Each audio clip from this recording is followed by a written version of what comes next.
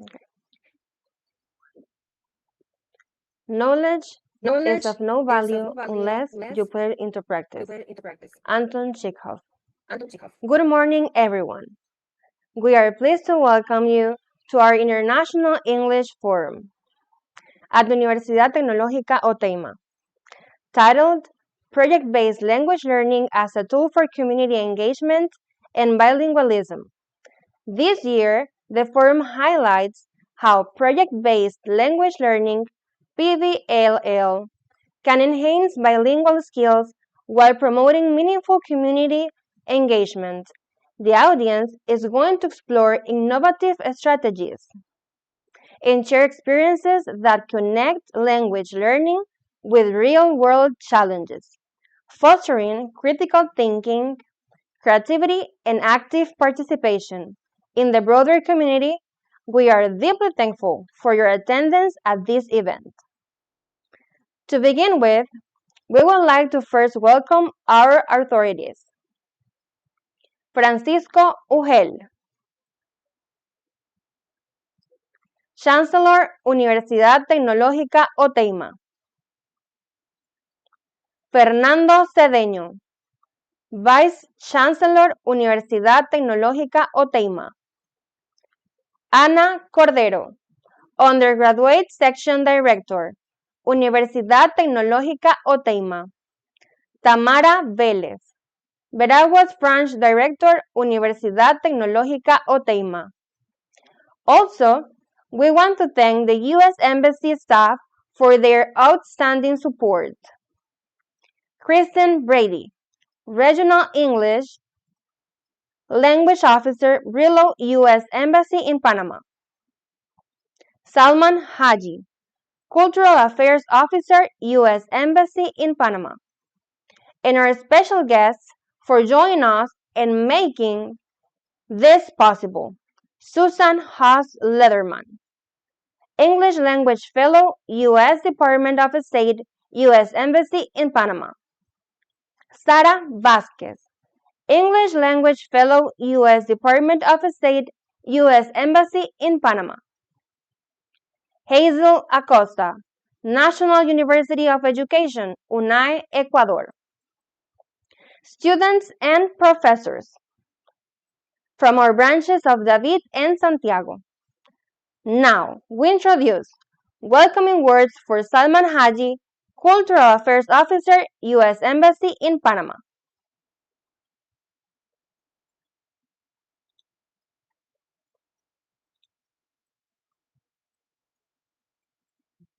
Really happy to be here and represent the U.S. Embassy.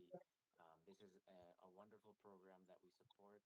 The English Language Fellow Program is one of our most valuable tools to help Panamanians, specifically Panamanians who will be teaching English and other subjects, learn from the experts. And we have Susan here today. We also have Sarah, who is our second fellow posted at University of Panama. And Susan is at Universidad UNACHI in David and also working with Universidad Tecnológica Oteima. I wanted to thank both of them for their excellent work. And they've been from the first day they've arrived. Sarah has been here already 1 year, and Susan has arrived this year, but they've been working really, really hard to connect with all of these future teachers, many of you who are here today, also to make sure that we have these connections between the United States and Panama in the field of education. I also want to thank Universidad Tecnológica Oteima for organizing this wonderful opportunity. And it goes without saying that I love all the motivation here for all of you to join while you have all your busy schedules, and that really shows a lot.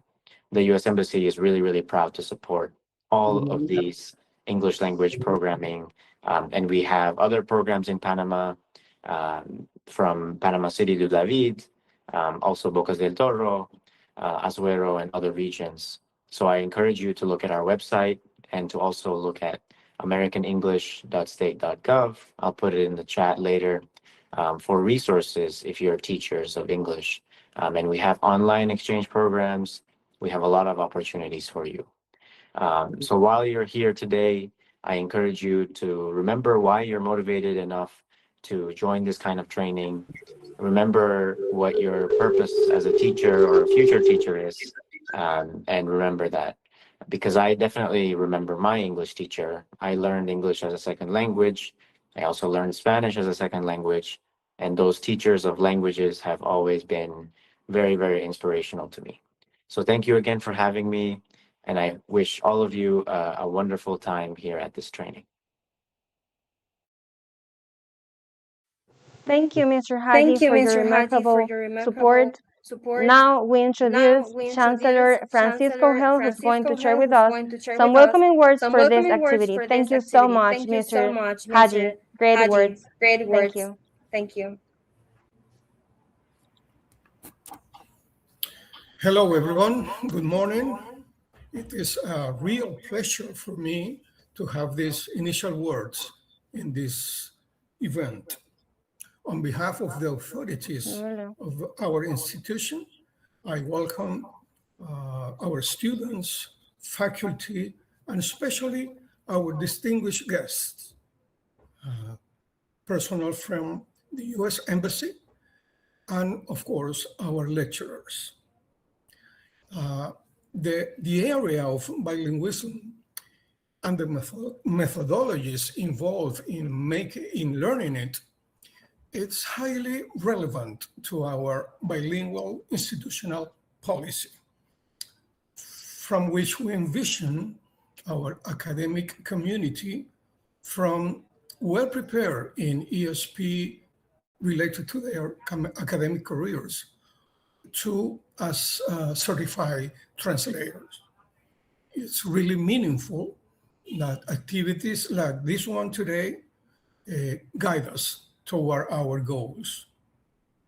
I have a warm thanks to the lecturers for sharing their experience, their knowledge, and their time for this event, and also to everyone who contribute to making it happen. When Christian told me about his interest in organizing it, I thought it was going to be a Chirican event. It turned out to be a Latin American event for which we are very pleased and honored. I'm sure it will be a great success. So let's have a great time. Thank you.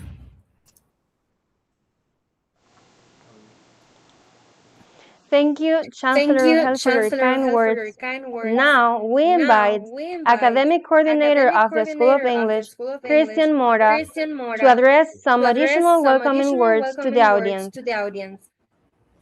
Good morning, dear students, professors, and professionals who join this activity, which is an institutional one, International Foreign in English. This year, we have our Foreign under scope of Prague-based language learning. So we hope that this is an utmost interest for you as language learning is constantly evolving. I also want to thank international speakers that we have for today's session. In this case, Santos Lederman, Vasquez, and Hazel Acosta. I want to deeply thank also and welcome the administrative staff of the USA Embassy, the regional language officer, Kristen Brady, and the cultural affairs officer, Salman Haji. Thank you very much. Let us take advantage of this opportunity, guys and teachers. So let us start, Stephanie. Thank you very much. Thank you so much, Mr. Christian, for your incredible words. It is also my pleasure to extend a warm welcome to all of you. My name is Stephanie Lescano, and I am part of the International Coordination Department of Universidad Tecnológica Otaima, and I'm really happy to be here, being your hostess for this event on project-based language learning as a tool for community engagement and bilingualism. PBL builds confidence, improves communicative competence, and turns language into a tool for exploring new cultures, rather than just a subject to be studied. Vincent Greener. At this point, we're going to introduce the first speaker of our international forum. She is an education professor specializing in development research with over 22 years of teaching experience. She has an impressive record of securing external funding for professional development programs, especially in the field of ELT. Her projects on PBL and place-based education have helped shift the conversation toward using meaningful content that reflects real-world language use. Through these projects, she has made significant contributions to international events such as TESOL conventions, RELO Andes sponsored training, and collaborative research initiatives with universities abroad. Let us welcome Professor Hazel Acosta with her presentation on Projects That Matter, transforming EFL classrooms into a powerhouse of real experience. Welcome, Professor.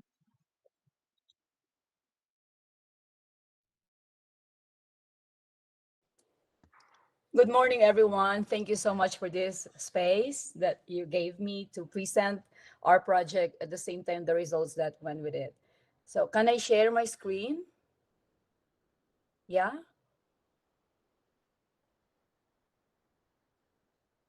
Okay, let me try.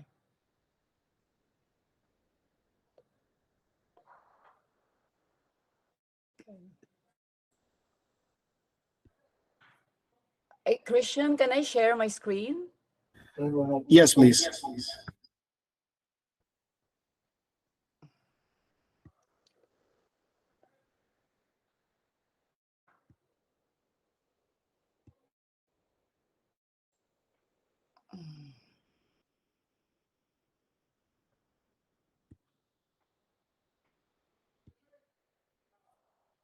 Okay. Can you see or I'm not that familiar? Okay. Yep. Can you see now? I'm quite new to Google Meet. Yeah, we can see what you're present. You can see? Okay, thank you for letting me know. Okay, give me a sec. Yeah, presentation mode. Mhm. So good morning, everyone. I have 30 minutes, right? This project was started in 2022. And among all the projects that I initiated and spearheaded, this was one of the projects that really made a mark. And thank you so much for this opportunity to share this presentation with all of you. Thank you, Susan, for inviting me. I knew Susan way back in 2016, and I have been involved with U.S. Embassy state sponsored projects since 2016 to the U.S. Embassy in Quito, and there's one project that they sponsored. So I changed the focus now, and I would like to highlight that this presentation has a lot to do with the integration of content at the same time a certain pedagogical approach that now we are discussing, which is the project-based learning. So in this presentation, there are four main sections, namely, I'll introduce PBL to you, how it is like, how it was during our project implementation, and then what is the essence of the where to classroom. At the same time, we use a specific action research design in this study so that we would be able to gather important information that would allow us to document everything, at the same time disseminate information to a wider public. And then the last topic is about incorporating urban agriculture content in EFL classes. So if you look at English, particularly in Ecuador, English is taught as a foreign language. Oftentimes, in most classes, in most schools, we use typical and very popular resources. That's why the question here is, what resources and types of content are commonly used for teaching English in your classes? So I would like you to write in the chat space. I don't know if that's possible. I cannot see my screen right now, so I cannot see the Google Meet interface, so that's fine. But if you can write in the chat space, I would like to see what resources and types of content you commonly like use in your English classes. So whenever I ask this question in schools in Ecuador, uh, they always told me that they use books, online materials, and textbooks. But what if we change that content? Yeah. What if we use resources that are different, relevant, and meaningful?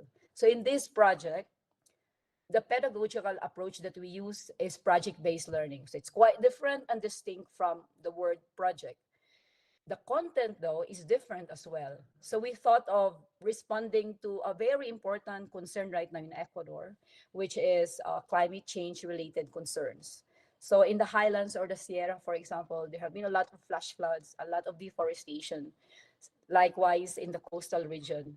So these things are very important to consider when you're teaching, particularly in a foreign language, because these are issues that matter to students and to teachers. So we thought of using English as the medium and then using the approach project-based learning as the main approach that would allow us to change the content and enrich it with a specific content that matters to students. And in this case, the content is urban agriculture contents. You might ask, why urban agriculture? Why not rural? So these schools that we have selected are from the highlands or the Sierra region, and these schools are in urban schools. They are called urban schools. They are in cities, so the schools have a limited space, and in that limited space, all you see cement and a paved space, but there's nothing like green areas. So we would like to transform that small limited space into a green area. There are other schools that are quite lucky because they have ample space, so it had enough space for them to grow vegetables and to grow plants. So we use this content as the main content or the springboard in teaching English, following the project-based learning techniques. So we use these resources. If you see, there are photos that I have here. Like, of course, the first thing that they did is translation, but guided one. So the kids, especially, we need to really expand their vocabulary. So we try to translate. We help them remember simple words, for example, and what are they in English. We also use techniques in agriculture so that they know what how to plant and what kind of plants really are very appropriate in this particular type of soil. And aside from that, we incorporated a lot of areas and turned them into green areas.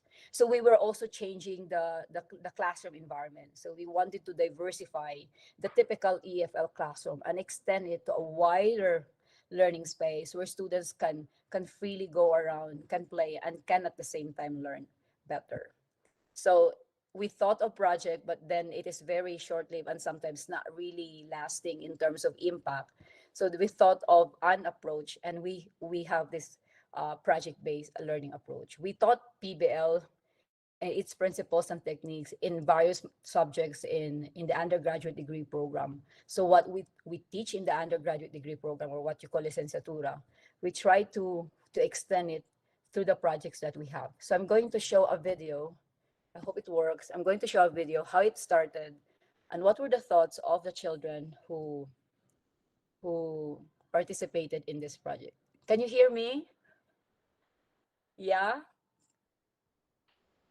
Thank you. So I'm quite blind. I can't see. All I see is my like a blank space. Okay, this is the video. I hope the audio is good. Let me increase.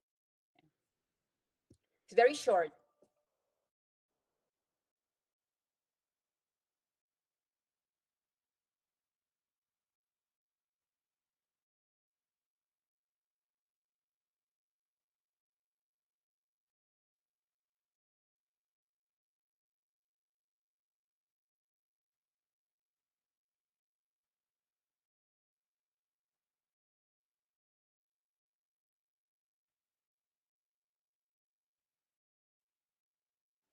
I am so sorry, teacher. We can't hear the video.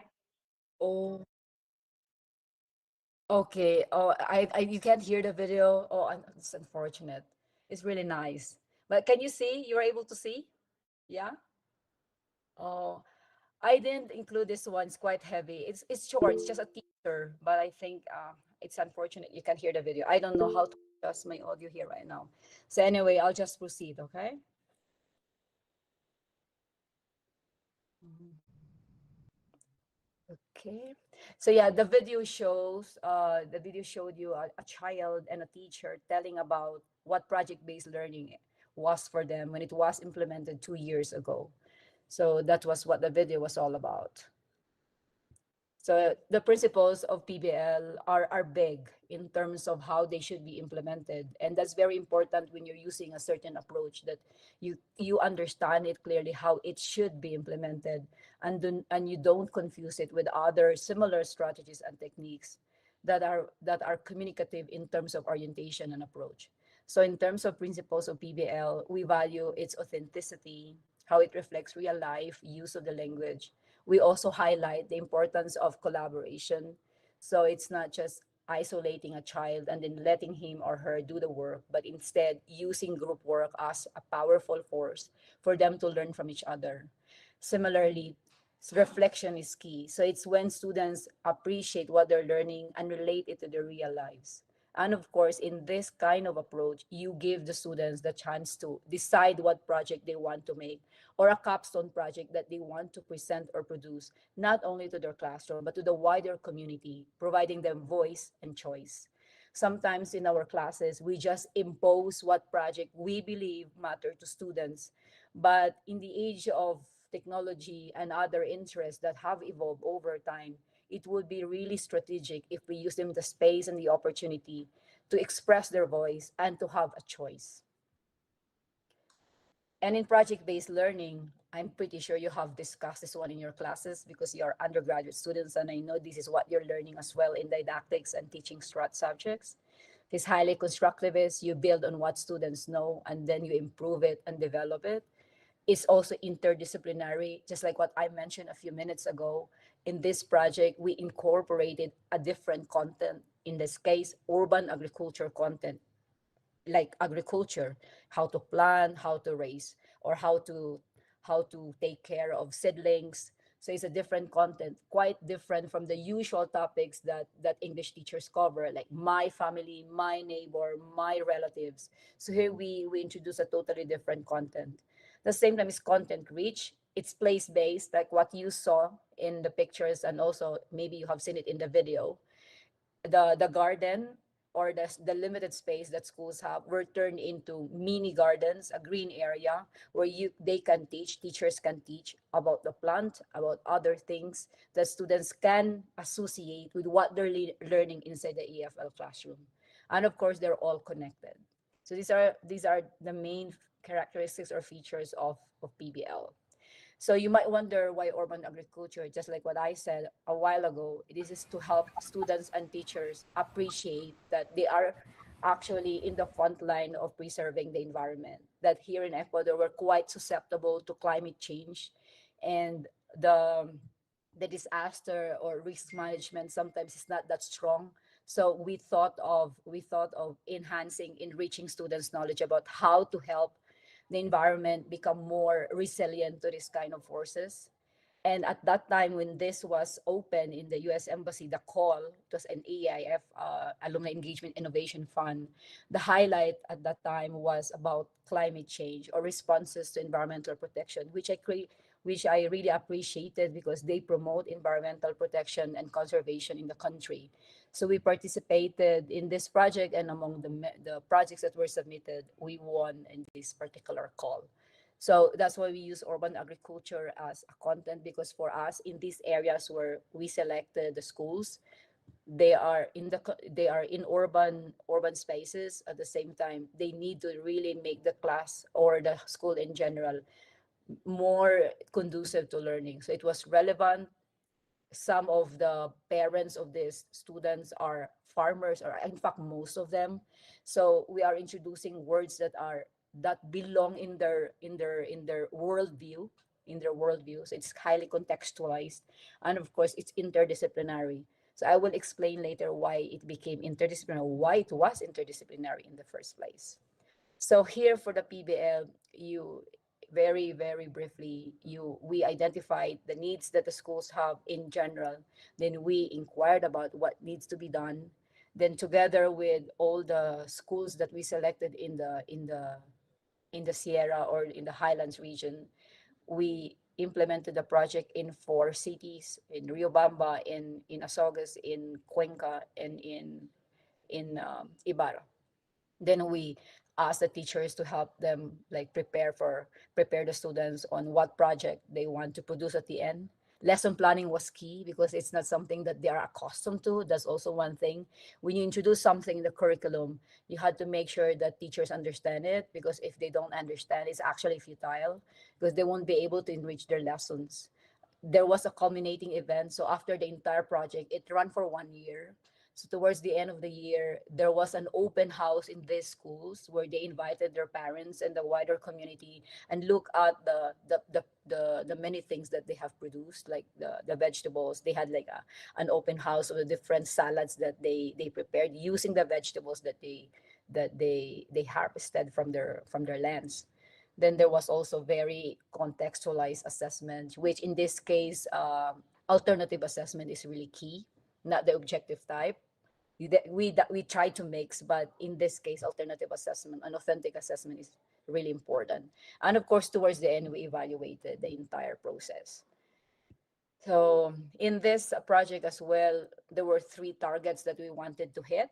So we encourage the use of PBL in English classes. It's quite tedious and taxing, but it is really worth the all the efforts that we put in, because we were able to see learning that is significant for students. They appreciated. One mic is unmuted. ¿En serio? Um, um, so in this case, for example, they were able to appreciate the vocabulary that they're learning, because they see it around them, and then that's the vocabulary that the teacher used in teaching their English classes.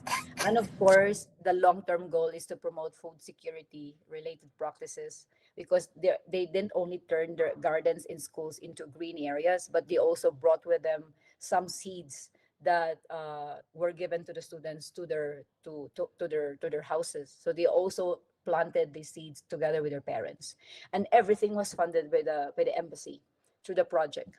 So, and also it developed development programs for teachers. Okay, I'm checking my time.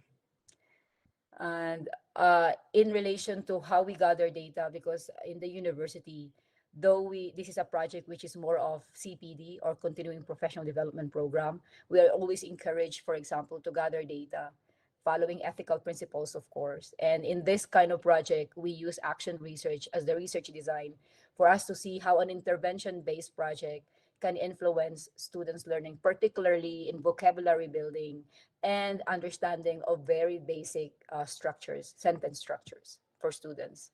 So we prepare the teachers in this kind of project. You really have to prepare the teachers. That's what I've learned. So we conducted a month-long virtual training on PBL and urban agriculture content. So with PBL, we had Susan as our expert. So she was the one who trained the teachers virtually how to understand PBL. She guided us, she guided all teachers in developing their lesson plans for a month.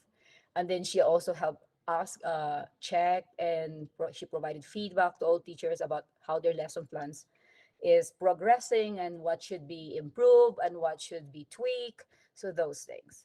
And then in the second phase, we implemented the PBL for three to 4 months. So the teachers implemented project-based learning approach in AFL classes for 3 to 4 months. And then eventually in phase three, we had a pedagogical training to address certain challenges that they encountered along the way.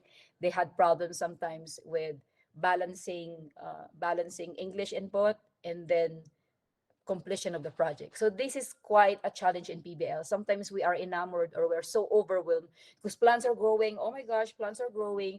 They are amazing. You see this. You see the broccoli is very healthy. So some teachers and students they were like so overwhelmed with what they were seeing, they got caught up in these things, and sometimes what is missed out in EFL classes is the input. So that was a challenge. So since we had feedback, regular feedback, we understood that these were the challenges that teachers were facing. So we introduced, like, in an intervention based study, you can do that. You introduce a 2 day training in these schools on how to enrich input through this particular uh, techniques. We actually use some of them from translanguaging pedagogy, and then how we enrich, for example, the teaching of English without jeopardizing, of course, the completion of the project. So it has to be a balance. It's quite difficult and tricky, but it is possible. And then here are some pictures. So this was the month-long training with Susan, and this was how teachers converted their very little space, small space in the class in their school into a green area. So parents help a lot, and students as well. So we had pedagogical training after the first implementation phase. So there were students from the university who took part in the project, because it is a responsibility of, for example, in my case as a researcher, to incorporate undergrad students so that they are also exposed to how it is to gather data from the field and how to see it in action in EFL classrooms. So we had trainings. There are my colleagues. These are the teachers. These are undergraduate students at the university. So we tried to explain to them what bridging technique is between L1 and L2. We had needs assessment, and then we enrich their knowledge on nature study approach. So we also wrote an article about this, which was already published like months ago. I can share to Christian this article. And the findings that came out from this project after a year-long data collection from the different schools who participated in this study. And one of the major themes that we were able to call from the data, and this emerged from the data themselves, is that through PBL, or project-based learning, which is an approach which is much bigger from a technique or a method, is that it transforms language. So in Ecuador, sometimes students are not that motivated to learn the language because they don't see really its importance or need, or there is no need that is not created. But when you make them feel and experience that it is worth understanding a new code, in this case English, because it can give them a lot of opportunities, and you use a content that matters to them, in this case urban agriculture, because they live in these areas and their parents are farmers, language becomes a transformative tool. It transforms minds and it transforms attitude. Very important when you teach a foreign language is that you have to see into what is the attitude or disposition of students towards that language, and that's what we wanted to address. And then from the lens of teachers, they also considered that it was really a significant practice, quite a deviation from what they were used to, which is the typical way of teaching. Unfortunately, I don't know if this is true in Panama, but sometimes in the country, teachers can be so technical in learning, or I mean, they can be so technical, and this is based on research. They can be so technical when they teach the language. For example, go to page 19, answer pages 1 to 5, and then fill it with your correct answers, like fill in the blanks. There's nothing wrong with that, but the moment you don't process that and you don't let reflection sets in, it becomes so robotic and it becomes so mechanical that they may be able to memorize structures and all, but they cannot produce the language because meaning is lost. So for teachers, there was what they call significant practice. There was, here in the second column, there was collaborative engagement between and among students, teachers, and their parents, and of course the administrators like the rectores. It was also a very sorry, it was also a very holistic approach, because we were trying to merge two disciplines here, and at the same time the steps, when Susan gave us the training, she emphasized that they are all connected. So there were interconnected steps, so there's no gap there, there's no breach, or there's no gap here. It was quite seamless because of the connectedness of the steps. And of course, we there was balance was diffused, and then there was the privileging of the input. It was also outcome oriented, because we saw the results after, when students really learned, their vocabulary has expanded. And then we were not also like, we have to be also realistic, so we were not dreamers. We were, but then we also tried to see the reality. in some schools here, there we don't really have all English teachers in all levels. So sometimes year two has an English teacher, but year four doesn't have. So year six doesn't have as well. But year eight we do have. So it's a big challenge to follow and to see the progress of students in their proficiency development. So what we can do is maximize what we have and what students are capable of delivering and what teachers know. So we thought that we will just focus in this case because they were more concentrated on primary grades, intermediate levels, on vocabulary building, and at the same time, very basic sentence structures. And yeah, so one of the main themes of the project that we were able to extract from the study is that one of PBL's strengths as a teaching approach is its potential to transform EFL classrooms into very significant learning spaces. It is an experience that is something different. It is highly motivating. I think it's very important that when we teach the language, we need to motivate students. If they are motivated, tendency is that they will most likely like the activities that you're going to facilitate. And then we also build on a group driven approach, and with students they like to be in groups, but at the same time there are certain dynamics that we have to deal with. But we were able to like see that with groups they learn better because they can communicate and they can produce the language in a more in a more effective way, I would say. And of course the challenge here, which is very important and which is very unique to PBL, is the competing priorities between input, which is the English content, and of course project completion. So there was one school in Ibarra where there was only one English teacher, and most of the there was one English teacher in one school. So she was like the head of the project there in PBL when we implemented it. But what she did was very innovative. She incorporated the expertise of her colleagues and asked them to help in the project. So when they were measuring the land for them to sow the seeds and to plant and to start planting, the math teacher was the one who helped students understand how to divide the plot, incorporating vocabulary which was in English, and at the same time giving them technical know-how on how to divide the plot or divide the lawn. And then the PE teacher was the one who gave them certain movements or actions that accompanied how it is when you plant, what are the proper movements. And all of this were in English. So that's how we incorporated the content that we used. So in a way, PBL is not something that is short. It is quite long. It is quite long, and you through the approach you build that approach through the activities that you facilitate in your classroom. So it cannot be devoid from what you envision primarily or at the initial at the start of the project. You cannot like disconnect it from what it was, how it was envisioned. So you have questions there, and those questions guide you in completing the project. And towards the end, you have a product that you can show, which embodies everything that you've learned from the lens of the students. So that's what we try to develop in this project. I want to show another video, but I think there's no audio. So I think that's all my presentation. And if you have questions, I think I'm okay with the time. So I cannot show. I have like one more video, which is very.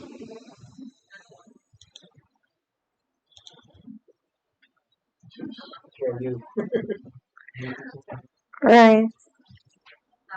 Thank you, Professor Hazel Acosta. Now we have some questions from the audience. After your presentation, I'm going to read them for you. Professor Kristen Mora asks, how does PDL in urban agriculture assure collaborative engagement? I'm sorry, I can't hear well. Okay. Okay. How does PDL in urban agriculture assure collaborative engagement? Okay. This project, one of its strengths is that it fosters collaboration among students, because when they started the entire process, students were divided into groups.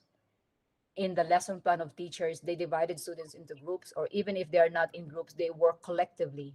So from planning of the project to the execution, the steps and the input, when they go to their gardens or to a different learning space, they were always together. their worksheets also allow them to share their answers and to discuss about what they have learned. So in a way, collaboration is fostered through the activities that you facilitate.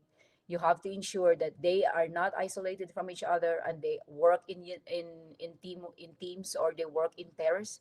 At the same time, when you give them the project, or when you allow them to implement the project, you need to supervise it as a teacher, and you need to give them roles and tasks. So giving them tasks, giving them roles, dividing the activity in such a way that everybody has a thing to do, allows collaboration to really like flourish, and at the same time develop along the way. That's pretty interesting, Professor Hazel Acosta.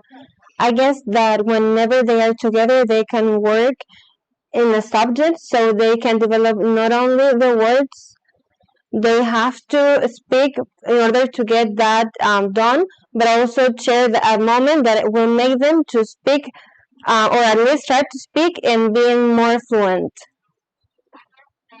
Definitely. Mhm. All right, now Seems we like have the second question. It comes from Susan Haas Letterman. She tells, if could you share the example of no me gusta red papers? That was such a good example of a titled child using English or self-expression. yeah, that's true. I forgot to mention that there in one school in Ibarra, there was this very active boy, and he doesn't like peppers. What is it in Spanish again? Peppers? I forgot. Peppers? Pimiento? It's pimiento, ¿no es cierto? Pimiento. Oh, pimiento. So he said, and he was like so funny. He said, "Oh, no me gusta red peppers." So he started expressing himself. No me gusta red peppers. So when he said that, but I like doing these things. I like gardening. No, pero no me gusta peppers. So when he said that, the teacher was really surprised. Like, oh, he was expressing himself using the words that he was learning. So that was like a clear indicator that the vocabulary they were using was like absorbed, and also they use it to produce the language. So it was one thing that for us was significant and profound. All right, thank you so much, Professor Hazel, for such an inspiring and impactful. All right, we have another question, sorry. As a teacher, can we motivate it for students has a better education? As a teacher, can we motivate students? How students to okay, it means that how can we motivate them to maximize the access they have, the opportunities they have? Is it like Yes. that? Yes. Uh-huh. Yes, as teachers, we are in the front line of motivating students to be better teachers and to be good ones. I am working at the only pedagogical university in Ecuador. So in this university, we produce only teachers.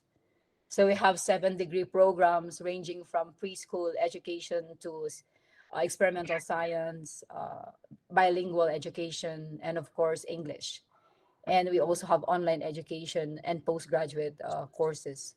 So in this university, and we always encourage students to be better and to be good at what they do. So key here is how the teacher also models pedagogy, how the teacher prepares himself or herself. So at least in the English program, for example, we always try to incorporate 3 things as an EFL teacher, that you have to be very proficient. That's number one, because if you are proficient, you can communicate and you can teach better. And of course, you can embody the language. So we always push them to go for this level that we have identified is enough for them to really teach the language efficiently. And number two, they have to be very good in strategies, in didactics. And third, they have to be very good in terms of professional development competencies like research. We try to develop them research skills and also metacognitive skills. So these are the 3 things I believe motivates our students to be better and to be passionate and dedicated in their chosen vocation. Thank you so much, Professor. We had a previous question by Rachel Riggs. She says, How can we encourage students to move away from pedagogy towards andragogy using these projects? Is it here? So Yes. moving from pedagogy to andragogy. Well, PBL Yes. is appropriate for this. What I understand about andragogy, and when you change, for example, lifelong learning platforms. In this case, like what they often have in Europe, for example, like lifelong learning platforms. When you change the kind of track that you have chosen from pedagogy to andragogy, you can use PBL because it's flexible. So there are three characteristics that PBL, for example, has that allows it, renders it to be flexible, and that's number one. It's question driven, so it doesn't follow very clear cut like steps in a menu. No, it has very open. You have to have an essential question. You have to have an envision project. So number one, the nature of the PBL allows it to be flexible because it's based on questions, and questions, when they are formulated well, are actually very inclusive. And number two, PBL in relation to how it should be implemented is very collaborative and group work. And in andragogy, it's very important that everybody learns from each other. So in this, the kind of teaching there is quite different because sometimes you are dealing with other types of learners whose needs are different and motivation is also different. And then another with PBL is that it is it's reflection based, and that's very important when you move from pedagogy, as they call it, pedagogy to andragogy. That reflection is key or the vital element here, because that's how the person absorbs and imbibes what he's learning formally into what he's doing in actual life. So I think these are the three elements that render PBL to be a very good approach when you are shifting or changing tracks or approaches, as what I call it. I see it more as a lifelong learning principle. Okay, we're going to finish with one last question from Ingrid Espinosa. She asks, in what ways does the presented methodology foster student autonomy and the development of communicative competences? Okay, yeah, just like what I mentioned in the presentation, students were given tasks and roles during group work. They were supervised, of course, by their teachers, and at the same time, they did not only do the urban agriculture activity in their schools. They also brought the seeds with them in their home backyards. So there was also a way of sustaining what they've learned in schools to their houses and with their parents. So when you the problem sometimes with group work is that when it's not supervised well, you are breeding students who are either baguitos or lazy or who don't want to participate. But if you have a very well planned task, that's very important, the tarea.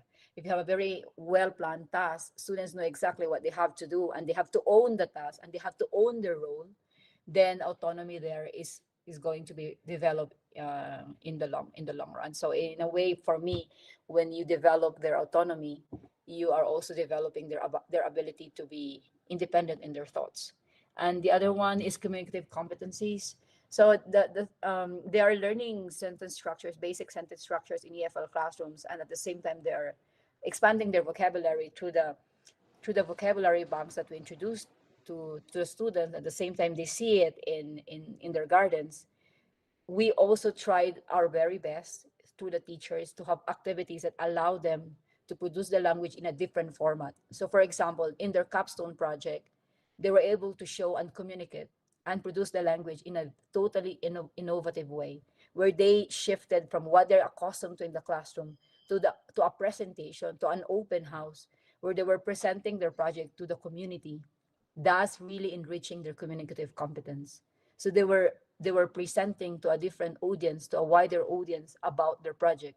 So there was one school I vividly remember. In one school, they had an open house, and in that school, they transformed the space into like a restaurant. So every group of students presented their unique version of their salads using the vegetables that they got from their gardens, and then they explain everything how they did it, and the characteristics, for example, of the salad in English. So teachers and parents, like, they went from one presentation to another, looking at the output of the student. So for me, that was really an important an important activity for students to demonstrate their communicative competence. All right. Thank you so much, Professor Hazel Acosta, for such an inspiring and impactful presentation. Projects that matter, transforming EFL classrooms into a powerhouse of real experience. A recognition goes to you through the certificate of acknowledgement shown on the screen. It has been a pleasure sharing this space with you. Pleasure is all mine. Thank Thank you. you. And all the best in your. Thank you so much.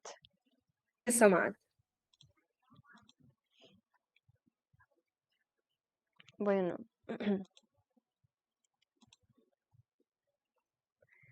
Project-based learning can increase retention of content and improve students' attitude towards learning. Strobel and Barnbelt, 2009.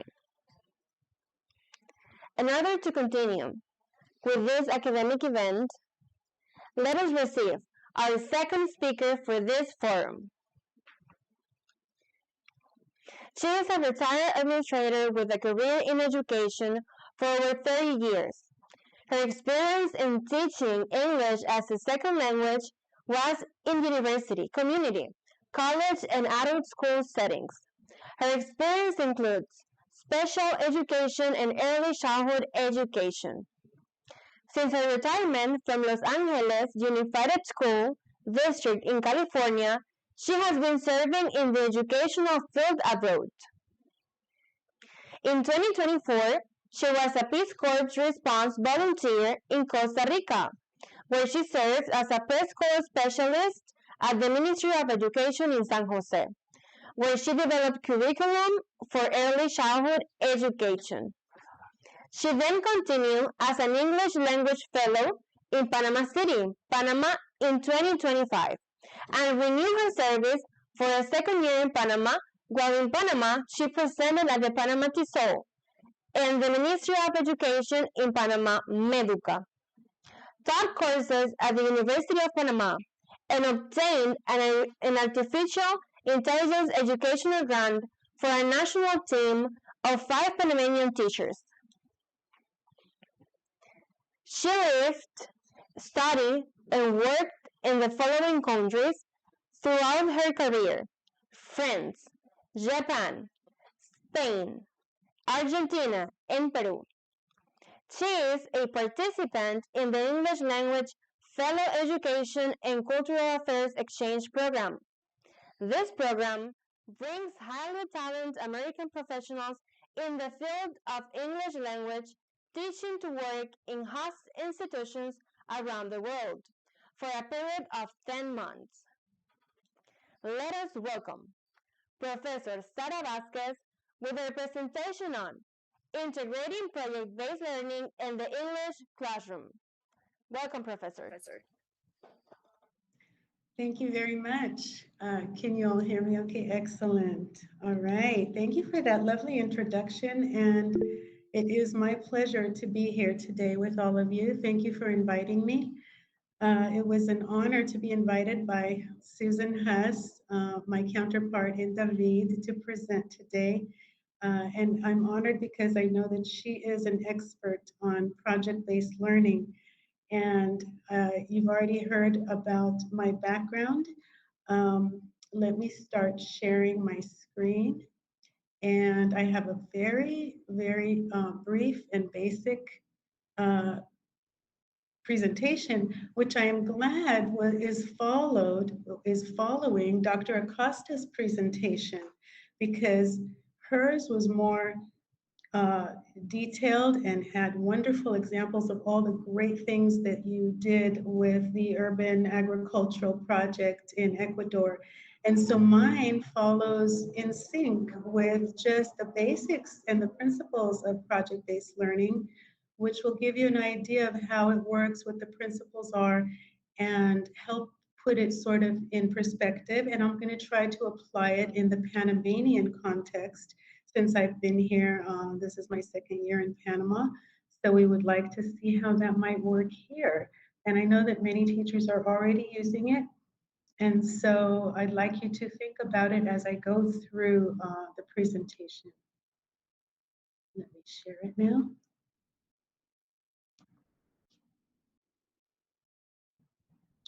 And I think that you'll be able to see my screen. Yes? Yes, great. Awesome, thank you. So project-based learning is a great tool for us to use. It's not new, it's been around for a long time. It's my pleasure to contribute my expertise and knowledge regarding this topic. And why am I not moving? Let's see. Great. If we take any photos during this presentation, I just heard some feedback, excuse me.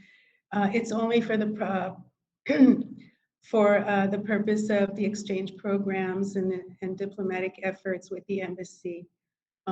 Already I got a wonderful introduction by Ote, my staff, thank you. I just wanted to point out that my education, my background is in adult education, special education, and early childhood education. So on the right-hand side, you see that I'm very interested in languages. I'm a linguist at heart. I speak 4 languages and I travel all over the world, as you heard, and I love music and dance. And I'm so happy to be here in Panama, second year. And I also have written a book. I just am proud of that during my retirement. Thank you.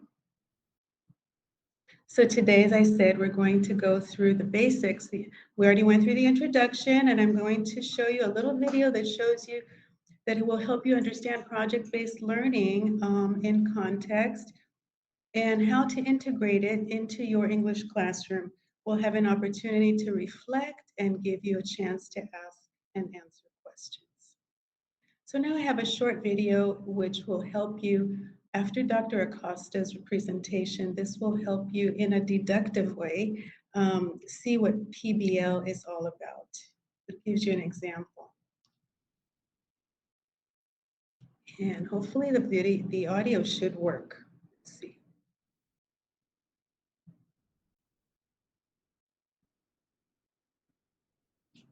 In school. It was boring. You sat in class, memorized as much as you could, and tried to pass a test at the end. But is that good enough? These days, school can be more interesting and effective by focusing students on work that matters. This is project-based learning explained. Most adults live in a world of projects. Whether it's a job assignment, home improvement, or planning a wedding, we need to actively solve problems. But unfortunately, schoolwork looks more like this than this. Let's take a look at this project-based world. Meet Claire. She was recently presented with a challenge. Her company, Super Suds, makes soap, and it was up to her to find the most earth-friendly way to produce it in the future. Her boss gave her a budget and a few requirements, and it was up to her to come up with a solution. She organized and managed a team who researched the options and created materials summarizing the issues. Claire's team asked for feedback and presented their findings to the boss. Claire came out of the project looking like a rock star, and she learned a lot about green products. If you look closely, Claire's success involved critical thinking, collaboration, and communication, things that aren't often taught in traditional classrooms. The world needs more Claires, so how do we get them? The answer is project-based learning, or PBL. By focusing students on a project, teachers put them on a path that deepens their knowledge and builds skills they'll need in the future. Here's what I mean. Mr. Simmons has always been a good science teacher, and his students do well on Friday's tests. Unfortunately, what they learned was gone by Saturday morning. That wasn't good enough for him. Soon he learned about project-based learning and decided to give it a shot. Mr. Simmons got the idea for his first project on microorganisms when nearly half of his students were suddenly absent with the flu. He asked his students why they thought so many of their classmates got sick at the same time. That lively discussion produced a lot of good questions and a list of things the kids wanted to know. Mr. Simmons then announced their project was to help elementary school kids understand how can we not get sick. After dividing the class into teams, he got them started on the project. It was up to the students to ask questions, research, collaborate, give each other feedback, and figure out the best ways to make their points clear to children. One team chose to make an educational video on the connection between hand washing and avoiding the flu. Another chose to create posters to show how viruses spread. The project teams showed off their final work to an enthusiastic audience of parents and their children at a nearby elementary school. Sitting in the front row was our good friend and local rock star Claire, who saw a bit of herself in the students. It was clear that the project was a success for the students, the audience, and Mr. Simmons. His students practiced critical thinking, collaboration, and communication. The project wasn't about memorization, but learning in depth about viruses and how to prevent spreading disease, a lesson they will never forget. At the end of the presentation, Claire introduced herself to the students and told them that they were rock stars and that the world needs more people who can think like them. To learn more about project-based learning, go to BIE.org.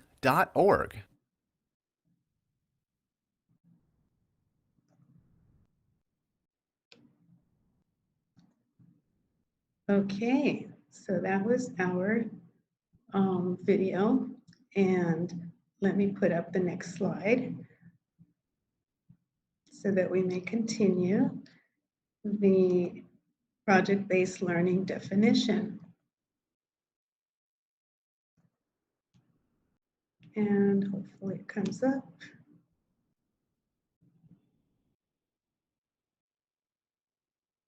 There we go.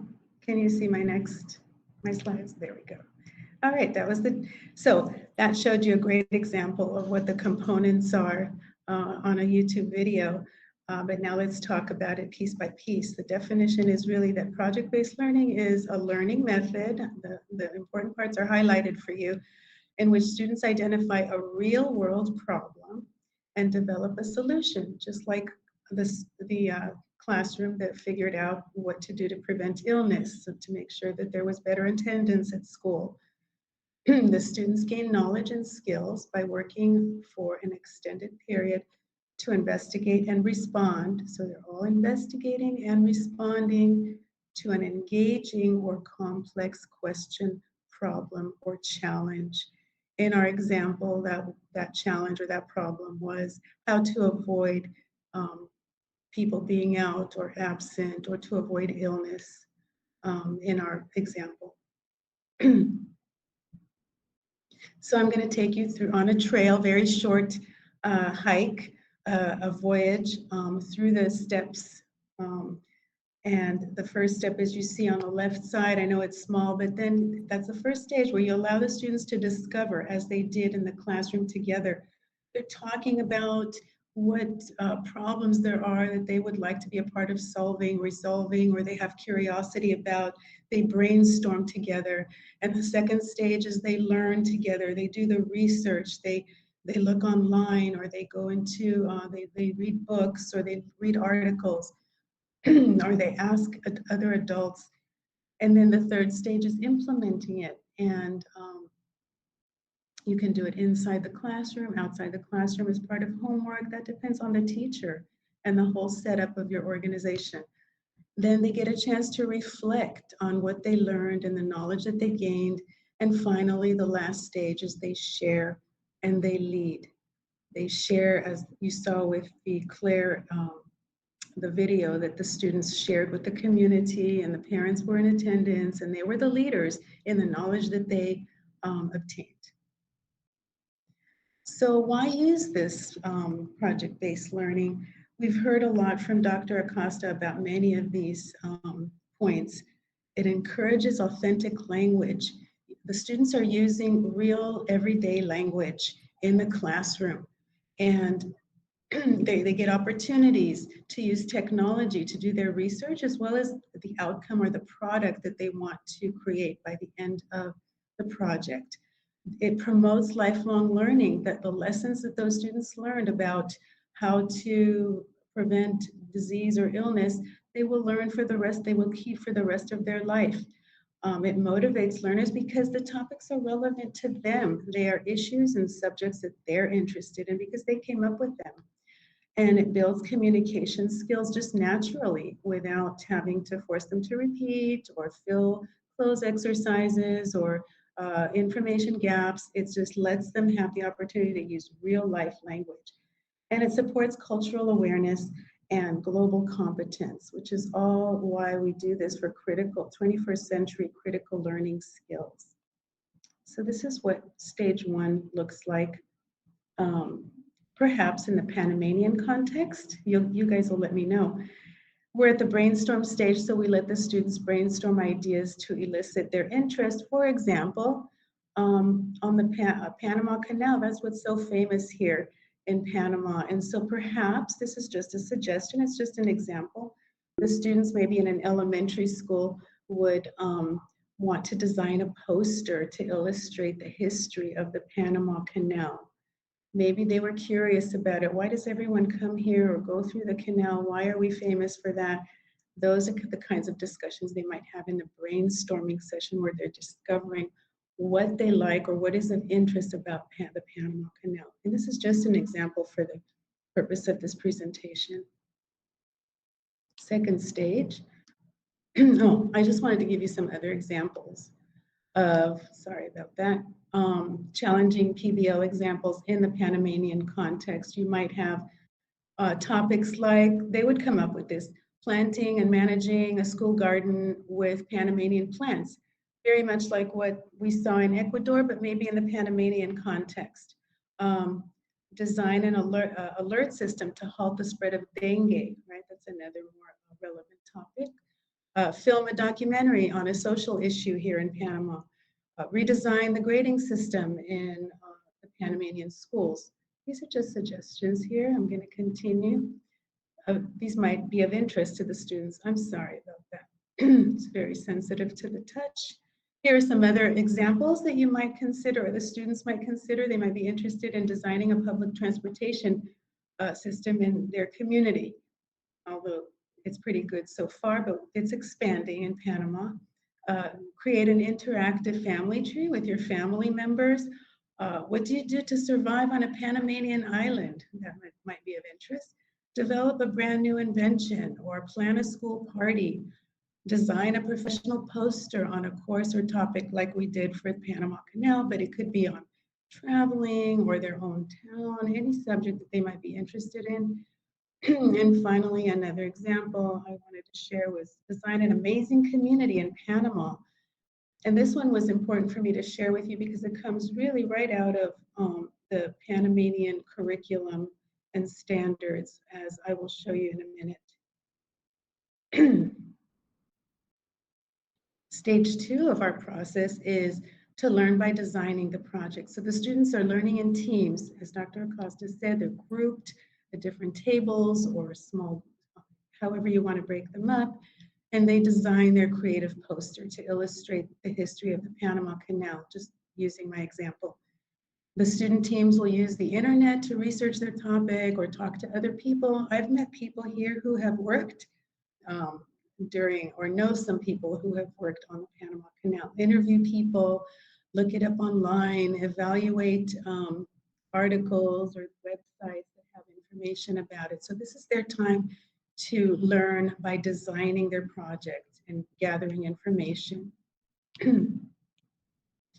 And part of stage 2 is they will prioritize the most important information they find and include it in their poster, and then summarize and paraphrase it. This is all part of their language learning process. And class time can be provided to do this, even some homework time. They can work inside the classroom, outside the classroom, just like interviewing or homework, and then create their poster. The teacher decides about when to turn it in or when it should be ready by a certain date so that they have a guideline. And then stage 3 is when they actually implement the project. And so that's, excuse me, the project in this case is creating a poster based on the topic that they chose. And I like to always present, I know that this is an old term, but we still use it in teaching ESL, the SWOBAT concept, which is S stands for students, W for will, B for be, A for able, and T for to. So students will be able to. That's what you need to figure out as the classroom teacher. What do you want them to do? They will be able to work in small groups to design and create a poster on the Panama Canal. That is your objective right there. And if you can state it in that SWOBAT formula, that will help you very much to design the project or the outcome, desired outcome. Whoops, excuse me. So now who is the implementation considerations is who will work or do or produce. It would be the students, whether they do it in groups or pairs or individually. And what are they going to produce? In this case, it's a poster that reflects a course curriculum topic and then where they will do it. So these are considerations for the classroom teacher. And of course, tell them when the start and date is, you decide that. And why are we doing it is because we want them to develop 21st century skills, critical thinking skills, and this is a perfect method to go ahead to do that, to accomplish that. And you can, as the teacher, decide whether they're going to use the computer to design it or to get information about it. Are they going to print something out as an outcome? Are they going to hand make it like on big cardboard paper? Are they going to make an e-poster? You give them the options or you give them the choice. Or are they going to present it in a skit or a play, not necessarily as a poster?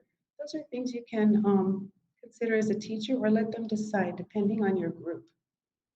What I wanted to point out here is that the new curriculum in Panama is wonderful in the way that it offers a scope and sequence. I learned about it last year when I was here through Meduca, where they have scenarios and themes that are aligned with the SEFR, the Common European Framework for a reference. That is, the SEFR is the proficiency levels that are used to align with the Panamanian curriculum. So I put this strip on the slide to show you that the new curriculum gives us the grade level in that blue band on top, going from pre-K all the way to 12th. And it aligns it with the SEFR levels, the proficiency levels of SEFR, which gives you all the way from some of you may not have studied this yet, but those of you that have, you'll understand the SEFR levels go from pre-A1 all the way to BL3. And we want to make sure we get up to the A2 at least. But nonetheless, the numbers don't matter right now. I just wanted to point out that that curriculum, if you go to the 6th grade, A2.1, it tells you specifically that part of the curriculum is to design a community. And so you can get your ideas for projects straight from the existing curriculum. I wanted to make that connection for those of you who are Panamanian teachers.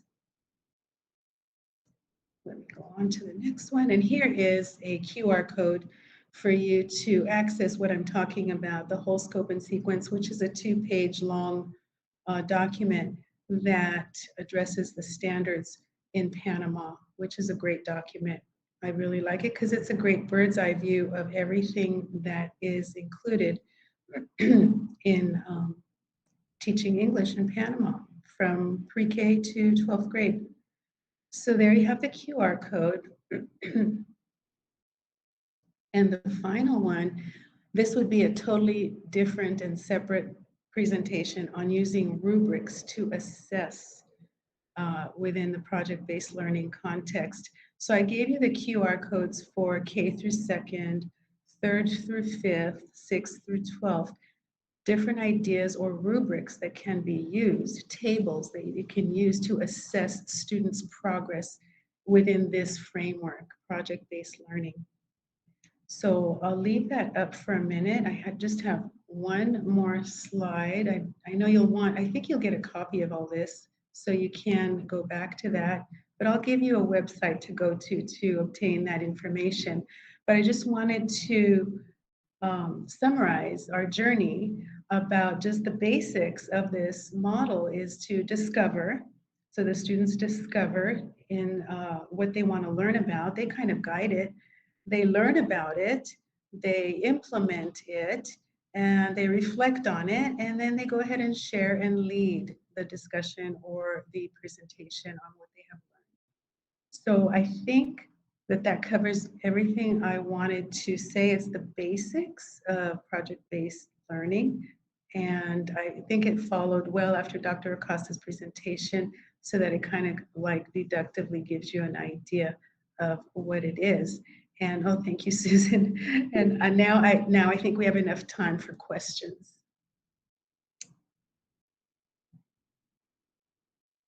Let me see here.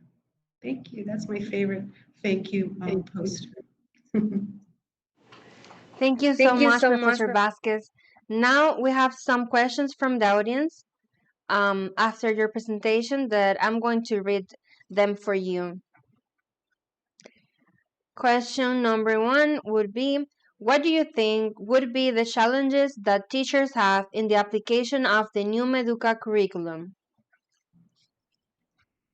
So I have seen some professional development on the curriculum, and I think it would be great, number 1, to continue the professional development, give examples, perhaps have a demonstration site that implements the curriculum. Some teachers are going to get it before others. And could you please repeat the question one more time to make sure I covered what I wanted to say? Yes. What do you think would be the challenges that teachers have in the application of the new Meduca curriculum? Yes, the challenges would be actually understanding the how it aligns with SEFR, the I always forget what it stands for, but you know the European Common Framework reference. That seems to be a disconnect sometimes where for each grade level, we show on what I showed you in the on that slide that it is aligned with SEFR.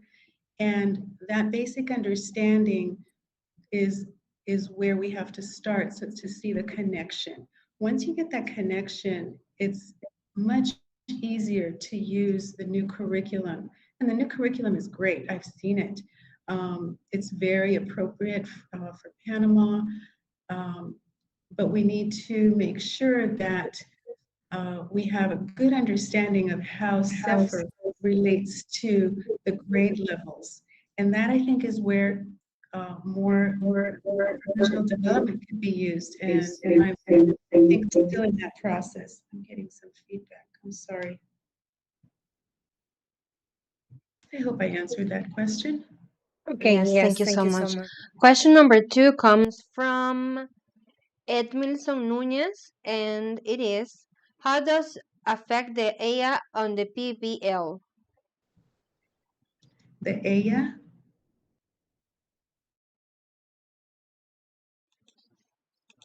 Yes, AI. How does affect the AI on the PBL? Okay, AI. Okay. One doesn't affect the other. It's that it could be used as a tool to explore and to research during the process of project-based learning. So the teacher can allow the students to do some research using AI, or to use it to create some designs, to get information. Think of it like the old encyclopedia. It could be used as an information seeking forum, or a way to gather information while they're doing the project together. That is the way I see it being used, because it's really the work of the students that matters here. They are the ones doing the research. They're the ones who are working as a team. They're the ones presenting as a group.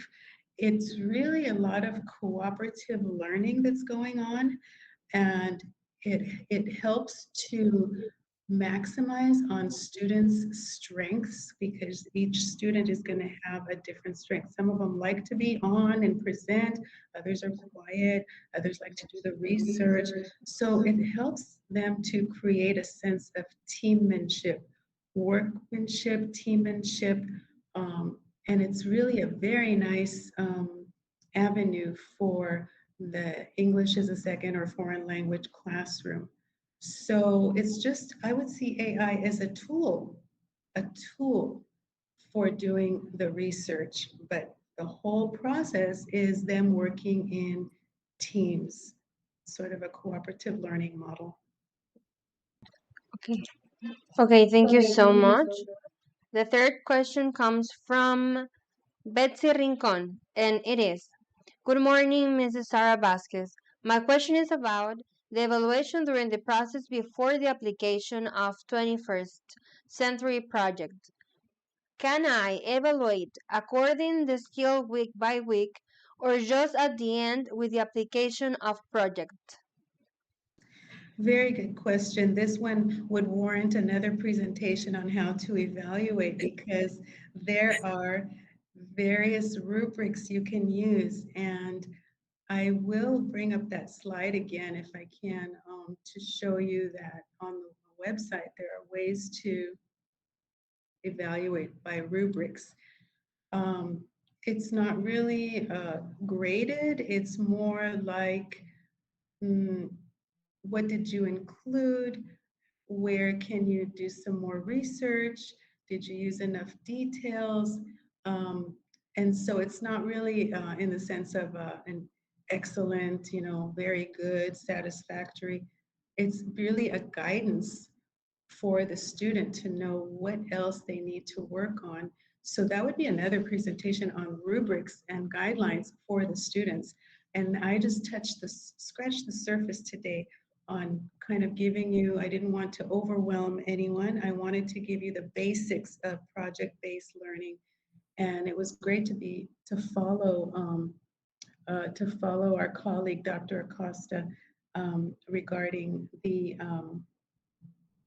examples she gave. And so I think we would need another presentation on the evaluation piece, but it's not punitive, and it's not,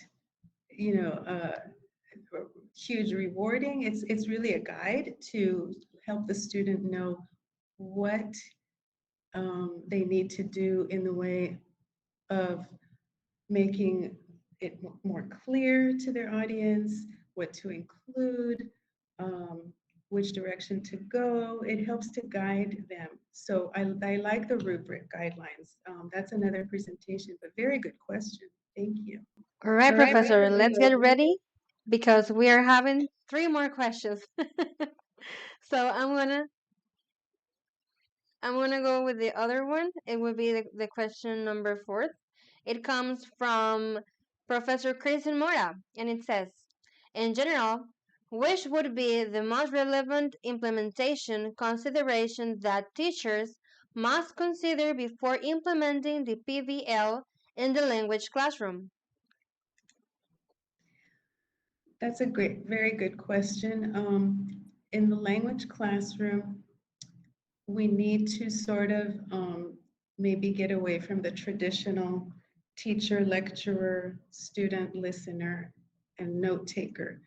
We probably have to design our classroom even rearrange it so that it is conducive to small group work where one table could seat, 6 students at the same time. Another table, I think you saw that in the video in the beginning, where they are at different tables and they are working on brainstorming and talking and right taking notes and doing research.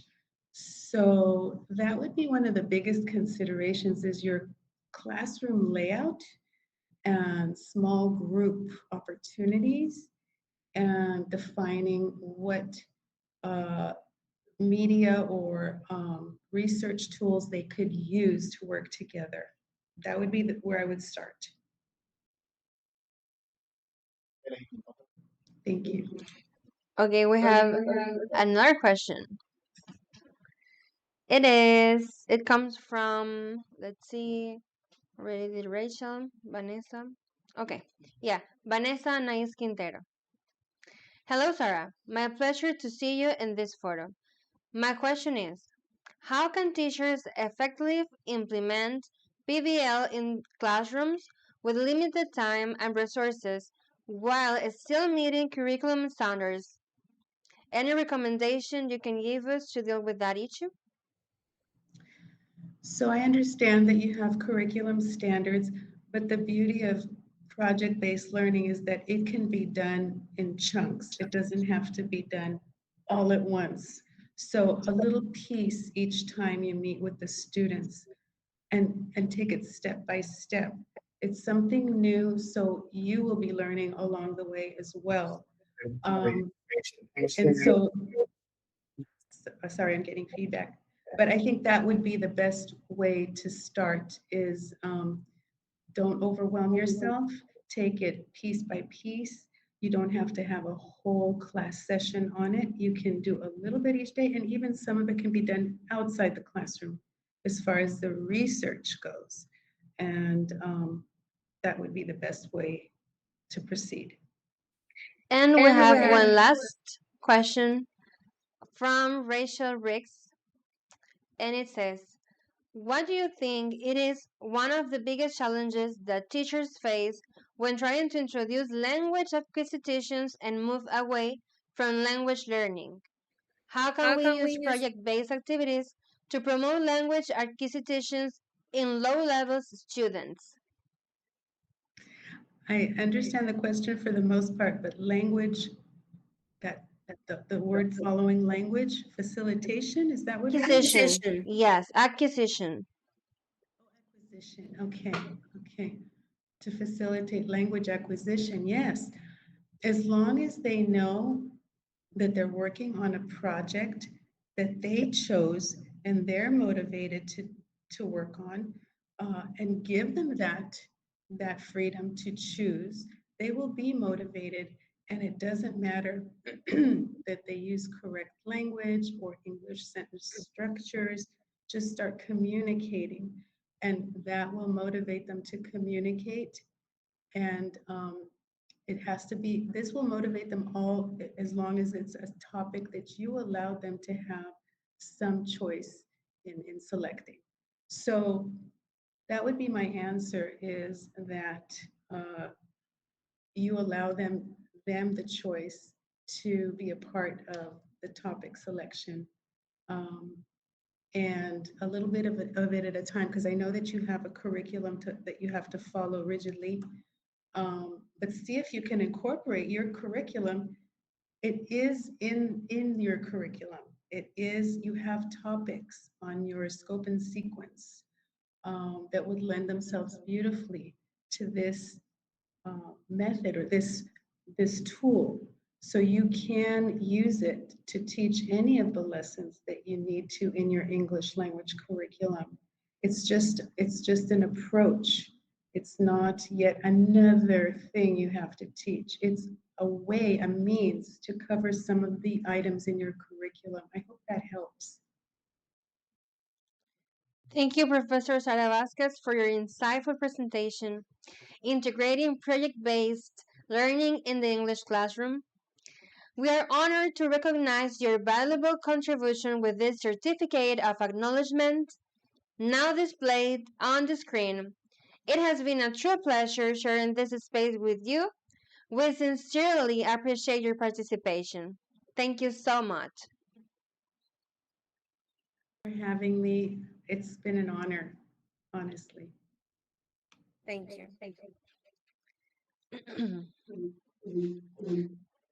Project based learning, PVL, in language education transforms passive learners into active communicators.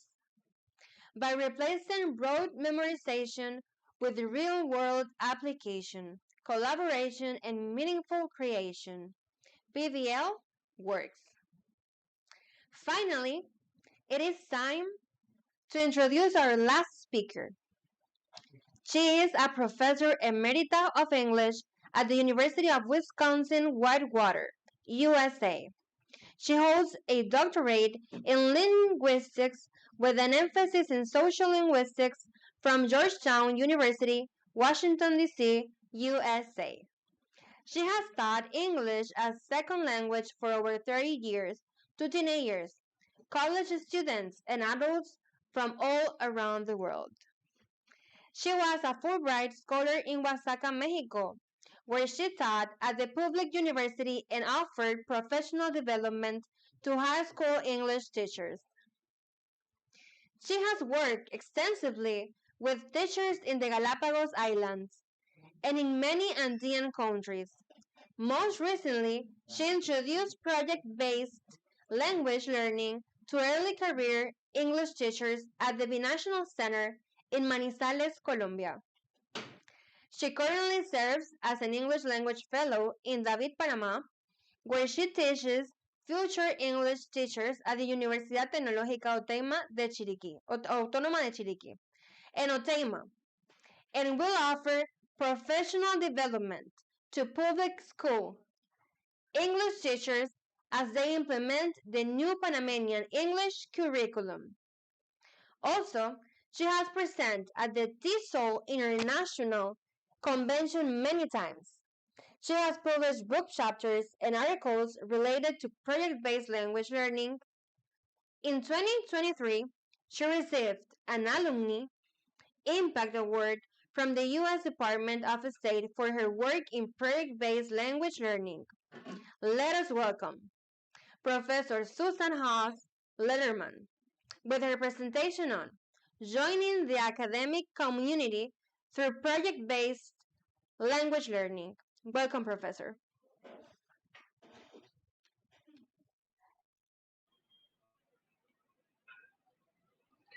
Thank you, Stephanie, for those kind remarks. It's an honor to be here at OTEMA, and also so pleased to be collaborating on this project with OTEMA and appreciate the wonderful insights of my colleagues and friends, Hazel Acosta, who is in Azogues, Ecuador at UNAI, and Sarah Vasquez, who is my counterpart in Panama City. So I'm going to share my slide presentation with you and take us to a slightly different place, which is I'm going to share with you how you can work with project-based language learning at the university level. For 25 years, I taught international students at the university, a small, well, a mid-sized university in United States standards in Wisconsin. So let me share my screen with you. I will show you a little bit about what I did in the past, and I will connect this to what we have heard from Sarah as she discussed the distinct phases and what to think about. And then I'm happy, of course, at the end to entertain any questions you might have. So I'm going to share my screen.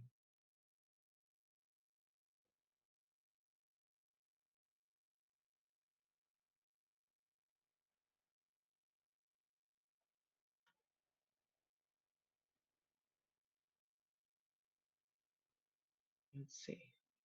I want to be able to share this. Okay, perfect.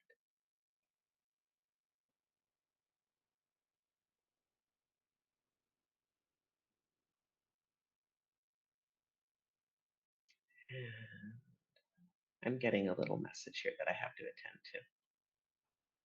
Okay, that's fine. And I am going to start the slideshow.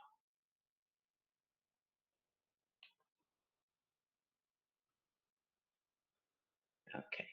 So, as you know, I've just mentioned that I'm here with the Regional English Language Office out of the U.S. Embassy in Panama City.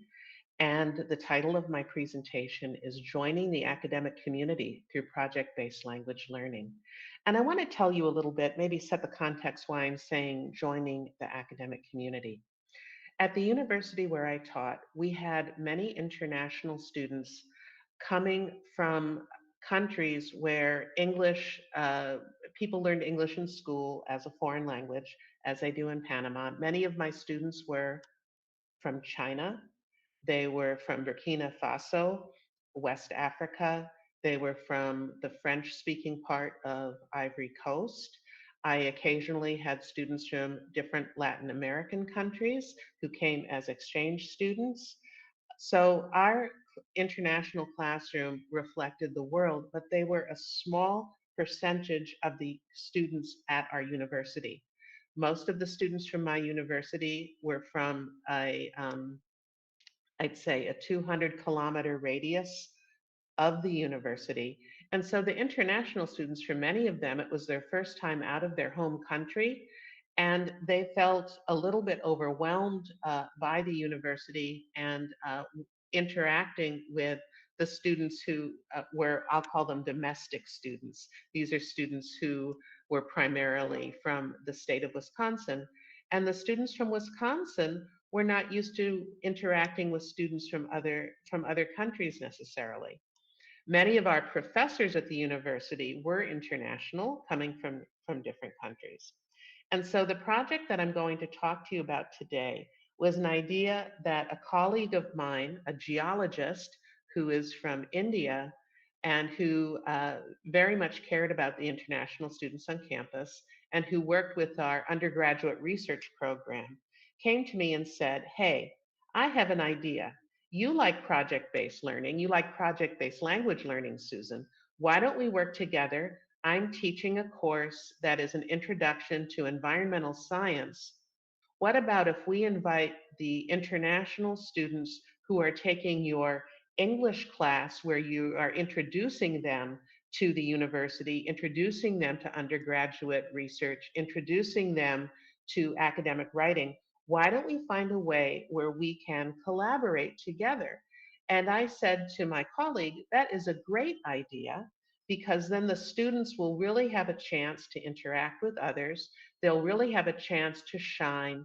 They'll have a meaningful purpose for interacting with the domestic students, and we can really do something special. So that's the background of my of this for you. And as Sarah mentioned before, I'll hop back to my fellow hat. We may take a screen capture or a photograph during this. It's purely for helping the embassy um, share the good work that is done in English language programs and professional development here in Panama. So I've told you a little bit about myself. I am not originally actually from Wisconsin. I am originally from New Jersey, but I have lived in Wisconsin for over 30 years. And my ancestors settled in the state next to Wisconsin, which is called Minnesota. So I'm quite familiar with the culture of the Midwest. You know that I'm in Cherokee province now, and Cherokee is famous for, among other things, its farming industry and a focus on wonderful dairy products. So is Wisconsin. It's a farming state. And we are also in the United States very famous for especially for our cheese. We have lots of different types of cheese. And as Stephanie from Otema noted at the beginning of the presentation, I have almost 40 years of language teaching experience and have had the lovely opportunity to work with teachers in different parts of Latin America. And I would say that my start in project-based language learning actually began in Oaxaca, Mexico. And so now I am doing some work at Otema, but also doing some work at UNACHI in David. And I'm hoping that my UNACHI students will also be engaged in some project-based language learning this semester, and hopefully next semester too.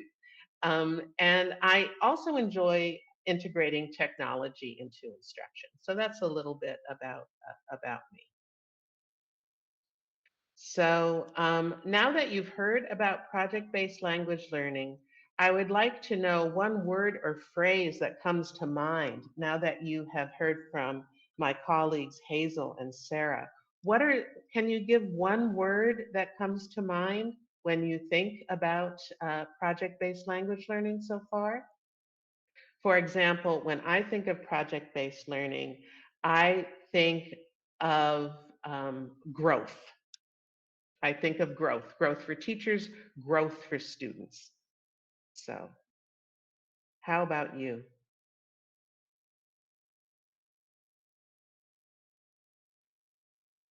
What do you think of?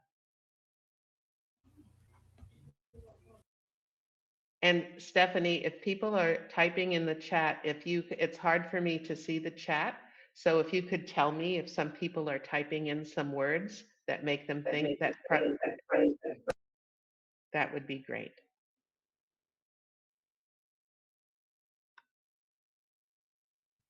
Yes. Teamwork, group work, collaboration, creativity, innovation, analysis and creativity, methodology, engagement. Oh, these are all excellent words. I'm so glad. So we're picking up very well on this. So here, we're going to consider project-based language learning for university students who are using English as a second language. And we're going to explore it through a collaborative interdisciplinary project that I hinted at the beginning with the geology professor. I'll explain that in detail. And then we will look at the benefits of project-based language learning with a special focus on university students. So this might actually um, answer some questions about andragogy, because my students who were participating in project-based language learning at the university level were in their 20s, so they were adults. Okay. So a little bit about a background. This will complement some of the research information that Hazel and Sarah offered earlier, is that project-based learning in technical, it has its home, its origins, its start in technical fields in higher education. So engineering um, and science, natural sciences, it privileges or reinforces open-ended questions. So what we say in project-based language learning is that it is inquiry-based. We have a question that we can't just answer by Googling it. We have why and how questions. So when Sarah gave the example of designing an ideal community for Panama, that's not something that you can just answer in one sentence from something you get off of Google. That's something that really requires critical thinking. What are our communities like now? What do we like about our communities? How can we take what we like about our communities and make it better? What might be missing? Okay, it requires, as Sarah and Hazel have both said, collaboration among students that is carefully structured, active learning, and reflection. What did I do well in my group? How did my English improve? What can I try the next time when I'm with my group? How did people respond to our question? So project-based language learning does the same things, except it also is focused on second language development and reflection on that language growth. And that's a really important part, especially for university students who are under a kind of pressure to perform in English, both in the United States and in university contexts in other countries where English is the medium of instruction. And there might be a level of English that is required in order to graduate. So there's this kind of pressure. So it's very important that students reflect on their language growth within the project, because a project might not directly focus on language learning. The language learning happens through the project. So we have to give moments for students. Maybe they keep a daily diary or a weekly diary, or they have an opportunity to talk with fellow students about their language development. We might ask students to do an exit ticket at the end of a component where they tell us what they've learned and what they want to do next, a type of formative assessment. So this is all very important in the language component of project-based language learning. So our project, when the faculty member came to me from geology, she said, I would like to do a sensor project. And in the United States, SENSOR stands for Science Education for New Civic Engagements and Responsibility. So you can see some of the students here in groups. And so our question was, what happens when an academic ESL class collaborates with an introductory environmental science class on solving a real-world problem? So this is what we're going to look at. And it turned into an international experience for domestic students and also for the international students who are experts. So SENSOR stands for Science Education for New Civic Engagements and Responsibilities. And it is a project that has been funded by the National Science Foundation in the United States for the National Center for Science and Civic Engagement.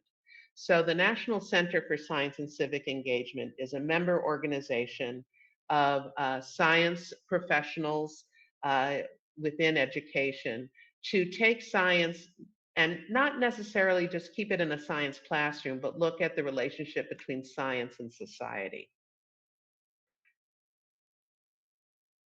So my colleague came to me and said, hey, the public media station for radio, television, and the internet, KQED, from California, has a special academic project called Do Now University. So Do Now U was a project a few years ago where KQED, the public media organization, invited universities from across the country to think about a science problem related to community that we could create a blog post with specific guidelines that would be posted on the public media site. And so I said, sure. I said, that would be great. And so we decided that the university students would work together on this project from KQED. So our project purpose was to enact a sensor project based on our university's goals of interdisciplinary collaboration among the international students and the domestic students, and also to engage, while engaging these students together, to really think about how they were growing through doing this specific project. So my international students, you can see some of them here, would interact, for the purpose of the international students, was to interact with upper division students using English. So already the ESL class was international and diverse, and students were communicating in English all of the time. But this would be an opportunity for them to offer their expertise as international students who had international savvy to the domestic students who had an understanding of Wisconsin life and culture and Wisconsin nature. So we would be able to collaborate in writing for a public audience. That would be the people who use KQED as an organ for learning about sensor science and society. And my students would experience team-based research before preparing an academic poster and research essay for my English class. and would enable them to integrate all of their language skills. So this was a very important feature of this program for me, was having really raising a high bar for my students to work within English. And you know, they did it. So the project structure, we formed the student groups, the domestic students and international students. My class was small. My class had 13 students. The other class had many more students. And so what we did was we we had a spreadsheet of students, and I placed students in different groups. It was important for me to have at least 2 international students in each research group, and each research group posed its own types of questions. The students read the KQED proposal, what they needed to be able to do in order to participate. So it was clear to everybody what the purpose was.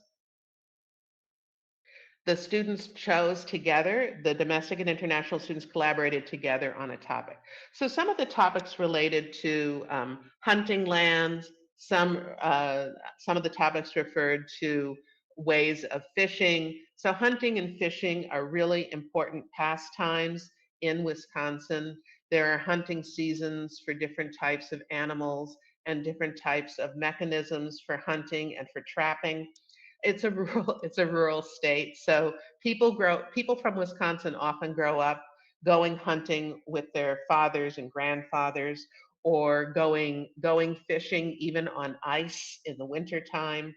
And so this way of life is very important. It's also a livelihood. It's an industry in Wisconsin. So people can come from other states to go hunting and fishing in Wisconsin.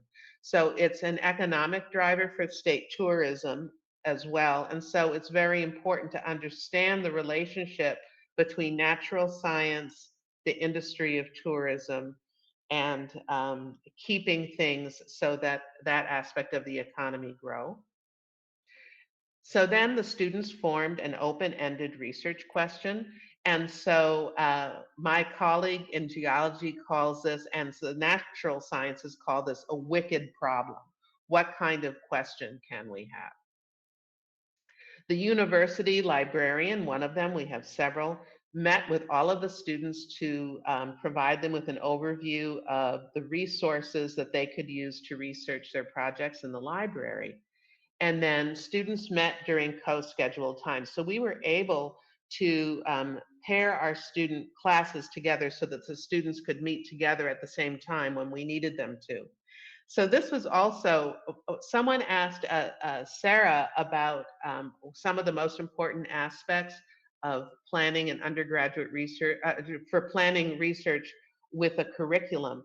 I would say in higher education, one of the most important things is strategizing for time and having deadlines, because for us, the time that we could allot to this, we have a 16-week semester, but there was also a deadline to send in the proposal to KQED. So the other professor and I had to look and say, okay, we have to have the students do this aspect of the program by this time. We have to have them do this part by another time. And I also had to have my students have the time to do a research poster and to write a paper, because my curriculum goals that are established by the university are that students have to prepare a documented research essay. So for me as the teacher, it was really important, the timing, and to have enough timing, have enough time between stages of the project for me to give students feedback, to me to meet with the students. So there was a little bit of pressure on me too.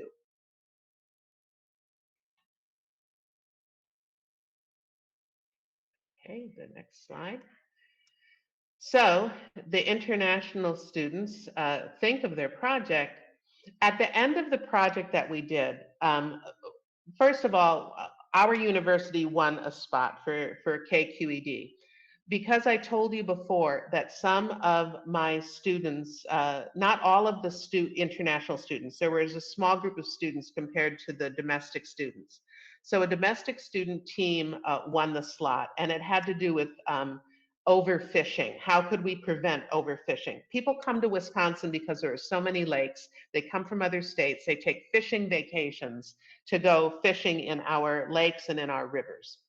And so there's a concern about overfishing, which means taking more fish out of the water than can reproduce to make sure that there are enough fish. So that particular project won. I did not have an international student on that team, but you know what? My international students were so happy to be using their English with the domestic students and working on projects that they were okay with another team winning out of the country that they were not on as international students. When we gave them a survey about their English language development, the students told us that the international students told us that they felt somewhat to very confident in locating reliable academic resources and to evaluate their reliability as good sources. They also said that they felt confident preparing our arguments and counter arguments. So in writing or in speaking, an argument is what you want people to come away with. That's your strongest, that's the strongest thing that you're stating in your work, the strongest argument. You want the readers or the people who listen to you to believe it. But you also have to be prepared that someone might disagree with you. So in the project, when students were writing, I assigned my students on the team. I said, you know what, you guys, it's harder to provide the counter argument.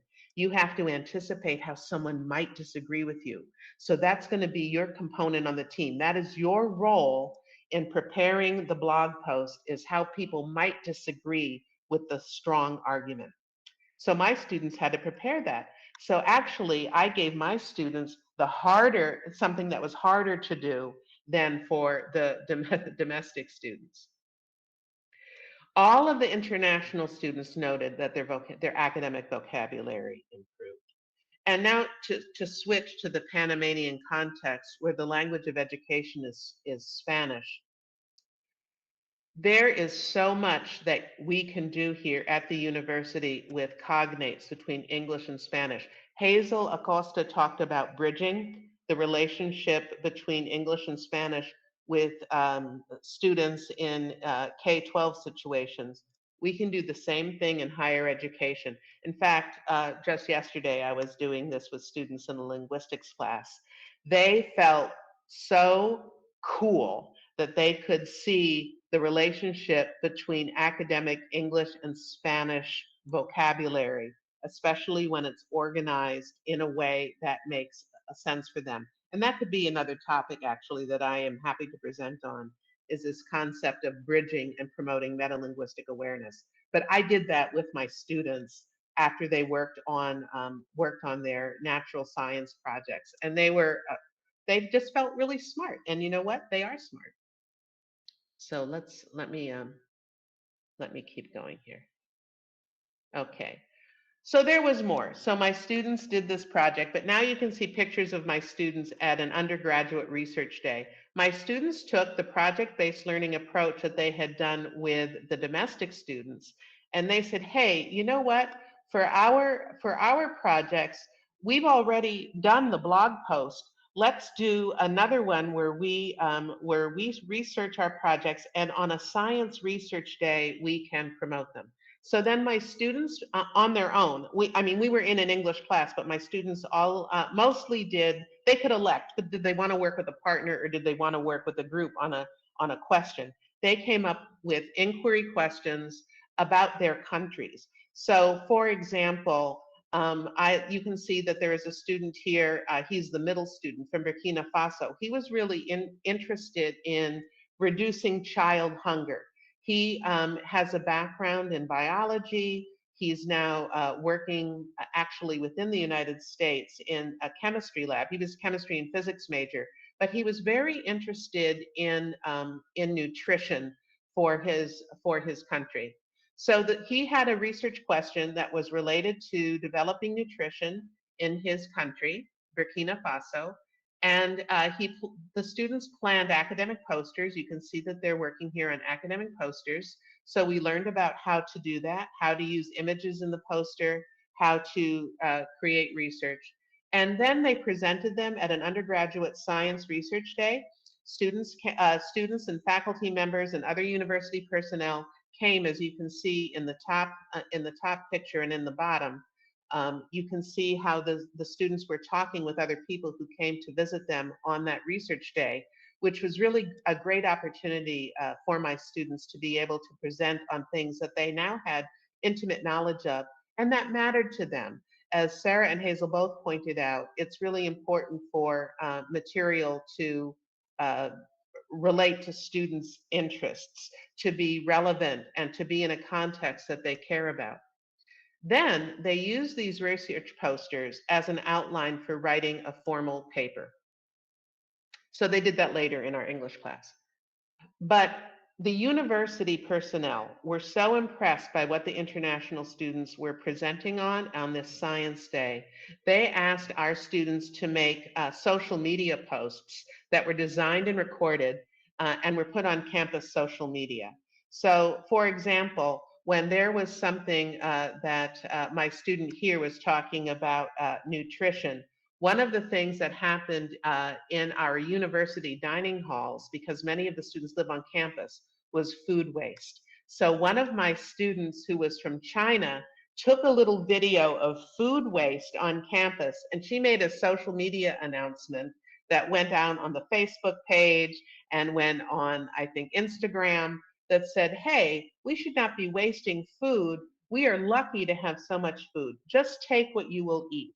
So things like that. So their posters were so impressive that the students were asked to make oral and visual announcements about keeping the campus a good, being more responsible on the campus for our consumption.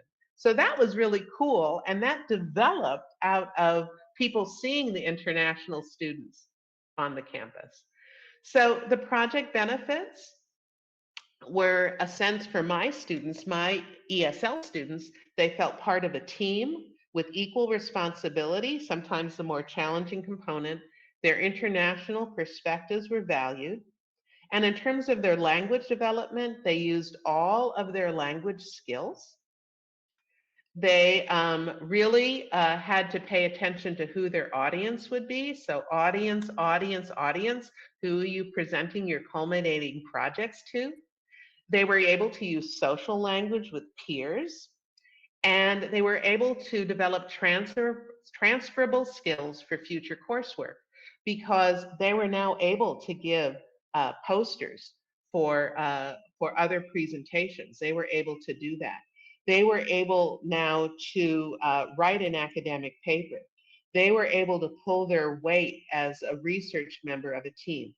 And for the domestic students, they reported to their professor when we gave them a survey that they'd never had the opportunity really to work with international students on international perspectives before, and they really valued that. So for our domestic students, working with international students on a collaborative project, the Do Now You, was a really special moment in their education. And I want to say one more thing, which is one of the students that worked with us, he was from China. He was a student who had some special needs. And he said in a public post, we often ask students to reflect on what was the most impactful experience they had as an undergraduate when they get ready to graduate. And this Chinese student said that the most meaningful experience he had was doing project-based learning, that really showed him about US culture, US values, and he really, really enjoyed that. And that made me proud because this is a student who struggled with social engagement, but this opportunity gave him an opportunity to socially engage. So now is a time where I'd like to take questions or comments, but before we do that, I need to introduce you to something else. So in addition to the resources presented in this conference, be sure to take a picture of this QR code.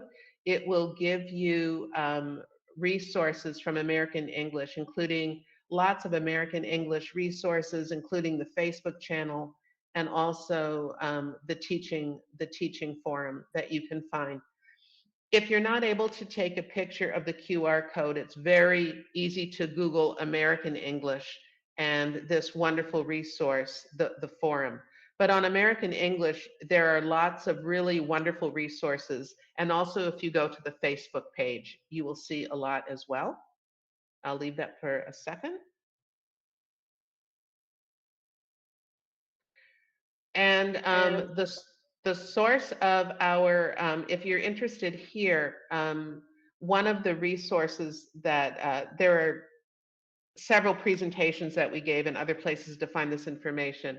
But if you go to this science education and civic engagement, I can share this source in the chat, but you can find an overall description of what we did here.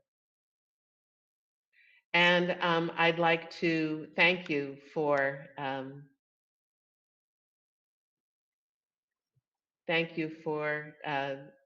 coming to and listening to my presentation. Thank you so much, Professor Susan. Now we have some questions from the audience. Actually, we have some questions from YouTube too that we haven't read before, so I'm going to go ahead with this one. From YouTube, Professor Aleiro Acosta asked the following question. What would you say is the biggest challenge for implementing this approach? I'm going to repeat again. What would you say is the biggest challenge for implementing this approach? Okay. Well, I would say as a teacher, I think the first time that I did project-based language learning was actually in Mexico, and it was not hard to do. But I would say at my university in Wisconsin, I think for me it was planning specific time, because you have to, in some ways, at a university, you have to plan the syllabus before you meet the students. And although I've taught international students for a long time, each time I'm with the students, it's a new group of students. And so I had to know how to balance the time. I had to know how to schedule time in computer labs. A lot of it for me was not the methodology, it was the scheduling. And another thing is, if this type of methodology is new for the students, it's being very clear with the students so that they know how they are developing their language and become aware of it. It's easy for a student maybe to say, who's concerned about their English, why am I doing this project? Is it really helping me with English? So it's really important, as both Hazel and Sarah said, to build reflection into the project so that students are developing a metacognitive awareness of how they learn and a metalinguistic awareness of how their language is working for them. So I think it's a lot of juggling. But as Sarah mentioned the first time out, but as Sarah mentioned, start small. This particular project, the new wrinkle was working with the domestic students on the project. It wasn't, for me, it wasn't project-based language learning. It was incorporating a new community of students, native speakers of English from a science class. But because I was already familiar with project-based language learning uh, as an English teacher, that part wasn't really the difficult part. Um, and the students appreciate the clarity. So I think being clear with students, giving them a moment to think of, why are we doing this? Or did you notice anything different today about how you were using language? Or wow, or capturing the students saying, wow, you really use that technical vocabulary so well. So not saying good job, but specifically saying what they're doing that is noteworthy, you know. And so I would say that, I hope I've answered the question, that that's it. For me, it was um, working with another, working with a professor from a science discipline and working with students, my new students, planning it was really the planning for me was the hard Thank part you. in this one. Thank you so much, Professor. We have a second question from Rachel Riggs, and it is, as an experienced EFL professor working outside your home country, what advice would you offer to a student beginning their career who aspires to follow your footsteps? Oh, um, I guess there are a few things. So if I'm talking about a Panamanian student who wants to become an English teacher and do international work, I would say, first of all, develop a good way of observation and listening to students and to people. Keep a journal as a student about what you think works well that you observe from teachers that you like. What are the characteristics of that? I also, and sometimes this gets me into a little bit of trouble. I'm one of those people who never says no, because if I say yes, it's going to be so interesting, you know. And I would also say to worry less about grades and more about learning. So those would be things. And to develop English proficiency as best you can. To read as much as you can. To talk with people you admire as much as you can, because the more connections that you make, the more attention that you pay, the more opportunities you will have. So be a person who says yes as often as you can, unless something is really something you should say no to, I guess. But to say yes to opportunities.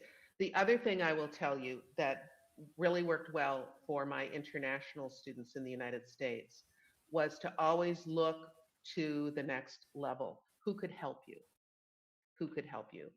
And so, for example, I had students who I knew quite well, and I would say, you know, you have a really good question here.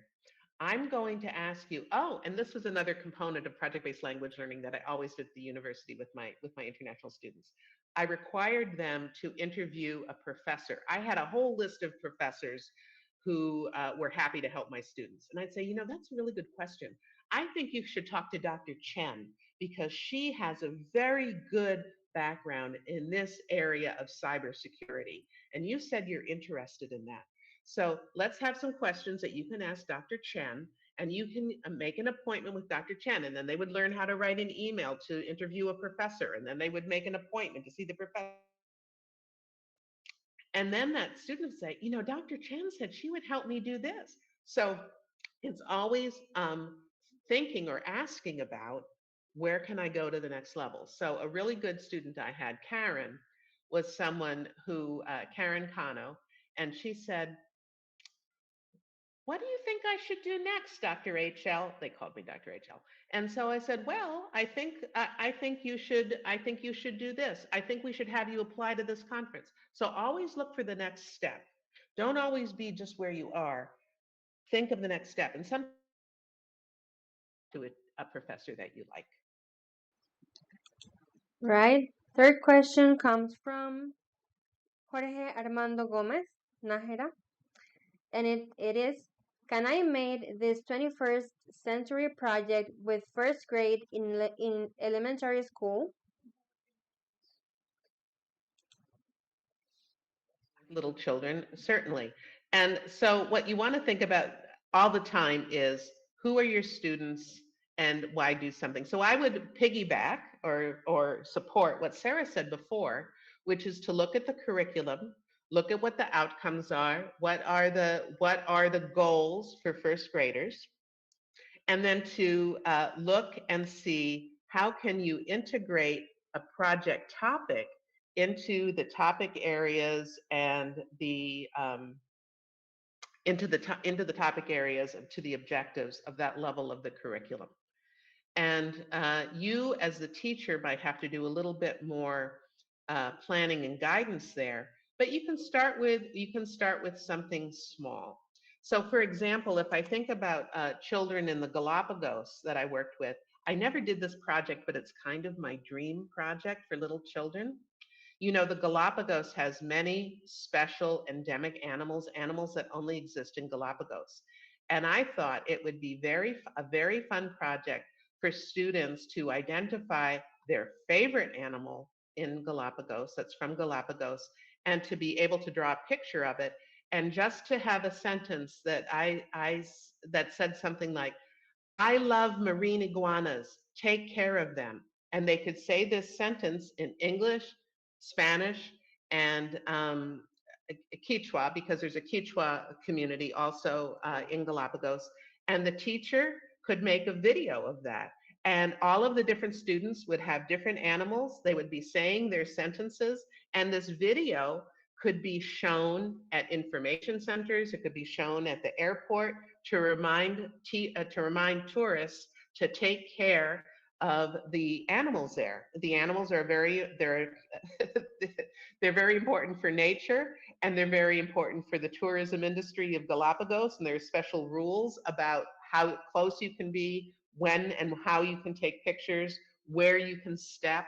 So doing something like that with children, imploring tourists to be careful, could be very nice. Now, that would require the teacher to get permission from parents to have the students be videoed, but you could do it just with the picture and the student's voice, so we wouldn't see a student's face.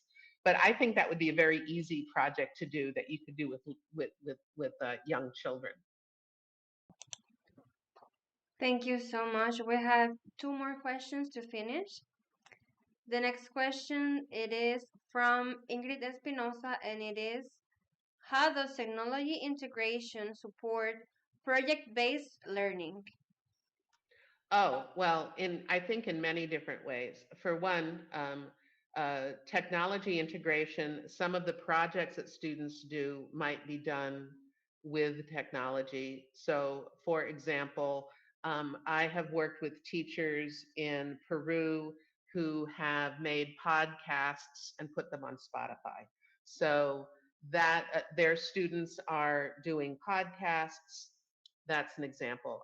My students in Mexico made videos about about specific community celebrations or elements of the community that they were known for. So that was a technology integration.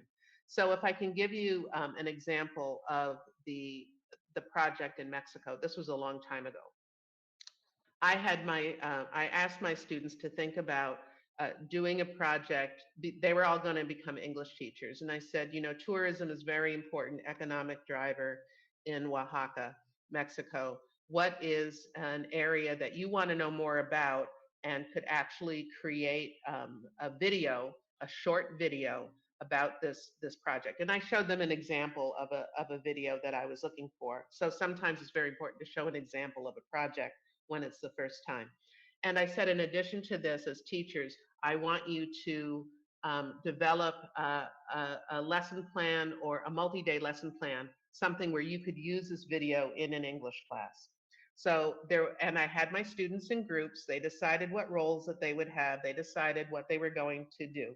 And so there is an artist community in San Martin Tilcajete, in Oaxaca, that makes figures out of copal wood, and they paint them. And so these are small wooden alebrijes. There's also a tradition of larger alebrijes in Mexico City. These are small wooden alebrijes where the men carve out of copal wood fantastic figures, and the women in the family paint them. So my group took a little video camera that I gave to them to take. They took a moto taxi to the community of San Martin. They interviewed in Spanish a maestro de alebrijes. Then they had to come back. They had to translate with captions and subtitles their interview on the video. So it was spoken in Spanish but written in English. And they had to also incorporate that video into a larger video that they did that introduced it. So they were using video creation technology to create a material. And through that whole practice, They were rehearsing the English part that they would say. They had to make sure that the English they were working with was accurate. The students just loved this. Then we had a film festival that they did. So depending upon who your students are, what their interests are, what's in the community of concern, you can make a project with little children, you can make a project with adults. The important part is that it comes from their desire to know and that you structure it in a way so that it can happen. All right, last but not least, a question from Professor Noeli Gomez, and it is, thanks a lot for your excellent speech. My question, do you think PBL method is easier to apply in an online teaching, since it sounds easier to carry it out in an in-campus setting? You know, that's an interesting question, especially for talking about language learning. I would say that there are ways. If for example, if you're only teaching online, you're going to have to be very careful. I don't know how frequently, and sometimes online classes meet once a week. Sometimes they're synchronous, sometimes they're asynchronous. So I would say that before I would implement it at the beginning of a semester, I would really do some strategic thinking about what would be realistic in the time frame that I had for an online course, and to know how often my students are meeting with me, or if it's synchronous or asynchronous. So that would be the first thing I would do, would be to think about that very real context. Then the next thing I would do would be like, okay, if I'm going to go forward with it, what are my expectations for students meeting in groups online? What can I anticipate that they can really do? And making sure that students make a commitment to that. And to make the commitment to that, the projects that the students do would have to be something that is really meaningful to them, where they would want to meet in little groups independently offline, or outside of the class. So I would really have to think about that first. So if I had a semester that was 16 weeks long, I would spend a lot of time in the first month of class making sure that my students knew each other, finding out what their interests are, working together with that to form a sense of community before I would expect them to do something in small groups that might be independent of me. Then I would also have to make sure that I, as a teacher, if it was always online, had a regularly scheduled time where I would work with those small students and review what they were doing so that they really feel like they're part of a team. The reality is that a lot of collaborative work now in professions, especially in technology professions, is done online in teams. So, we need to think about preparing students for that kind of possibility. So, I guess that would be my answer, is really thinking strategically about how you would plan and making sure that you're planting the seeds of team together, and that makes sense for the type of online teaching context that you're using. Thank you so much, Professor Haus-Lederman, for your engaging presentation, integrating project-based learning in the English classroom. We are more than glad to recognize your contribution with this certificate of acknowledgement displayed on the screen. It has been a real pleasure sharing this space with you. Thank you so much for being part of it. With the presentation of Dr. Susar, of Dr. Horst Lederman, we have arrived at the end of this international event. For this instance, it is important to share a few meaningful remarks that highlight the key ideas discussed, reflect on what we have learned, and express our appreciation for everyone's participation and effort through this event. Professor Susan, thank you so much for your presentation. To all the people that is here together, thank you so much for being here and for participating on this event. Now we have some remarks that we need to do. In projects that matter, transforming EFL classrooms into a powerhouse of real experience by Hazel Acosta, PhD, we can remark. During the first presentation, projects that matter, transforming EFL classrooms into a powerhouse of real experience by Hazel Acosta, we learned that PBL and urban agriculture promote food security related practices and writing techniques for language learners. For the second presentation on integrating project-based learning in the English classroom by Sara Vasquez, during the second presentation, Integrating Project-Based Learning in the English Classroom by Professor Sara Vasquez, we learned that PBL encourages authentic language use through relevant topics. Also, it builds communicative skills naturally. By the remark number 3, joining the academic community through project-based language learning by Susan Haas Leatherman, PhD. During the third and last presentation, joining the academic community through project-based language learning by Susan Haas Leatherman, we learned that PVL guarantees students self-confidence as they go through reliable academic scenarios. Also, the educational community experiments with academic belonging and language development. So, this is the end. Again, we thank the speaker for their amazing presentations and the audience for the remarkable interaction to close up. I would like to make some announcements regarding upcoming academic activities that will take place over the next few weeks at Universidad Tecnológica Oteima. On May 21st, 2026, we're going to start delivering the first on-site academic writing workshop designed for students. This is going to take place in the David campus. On May 28, 2026, we are going to start delivering the online professional development course designed for teachers.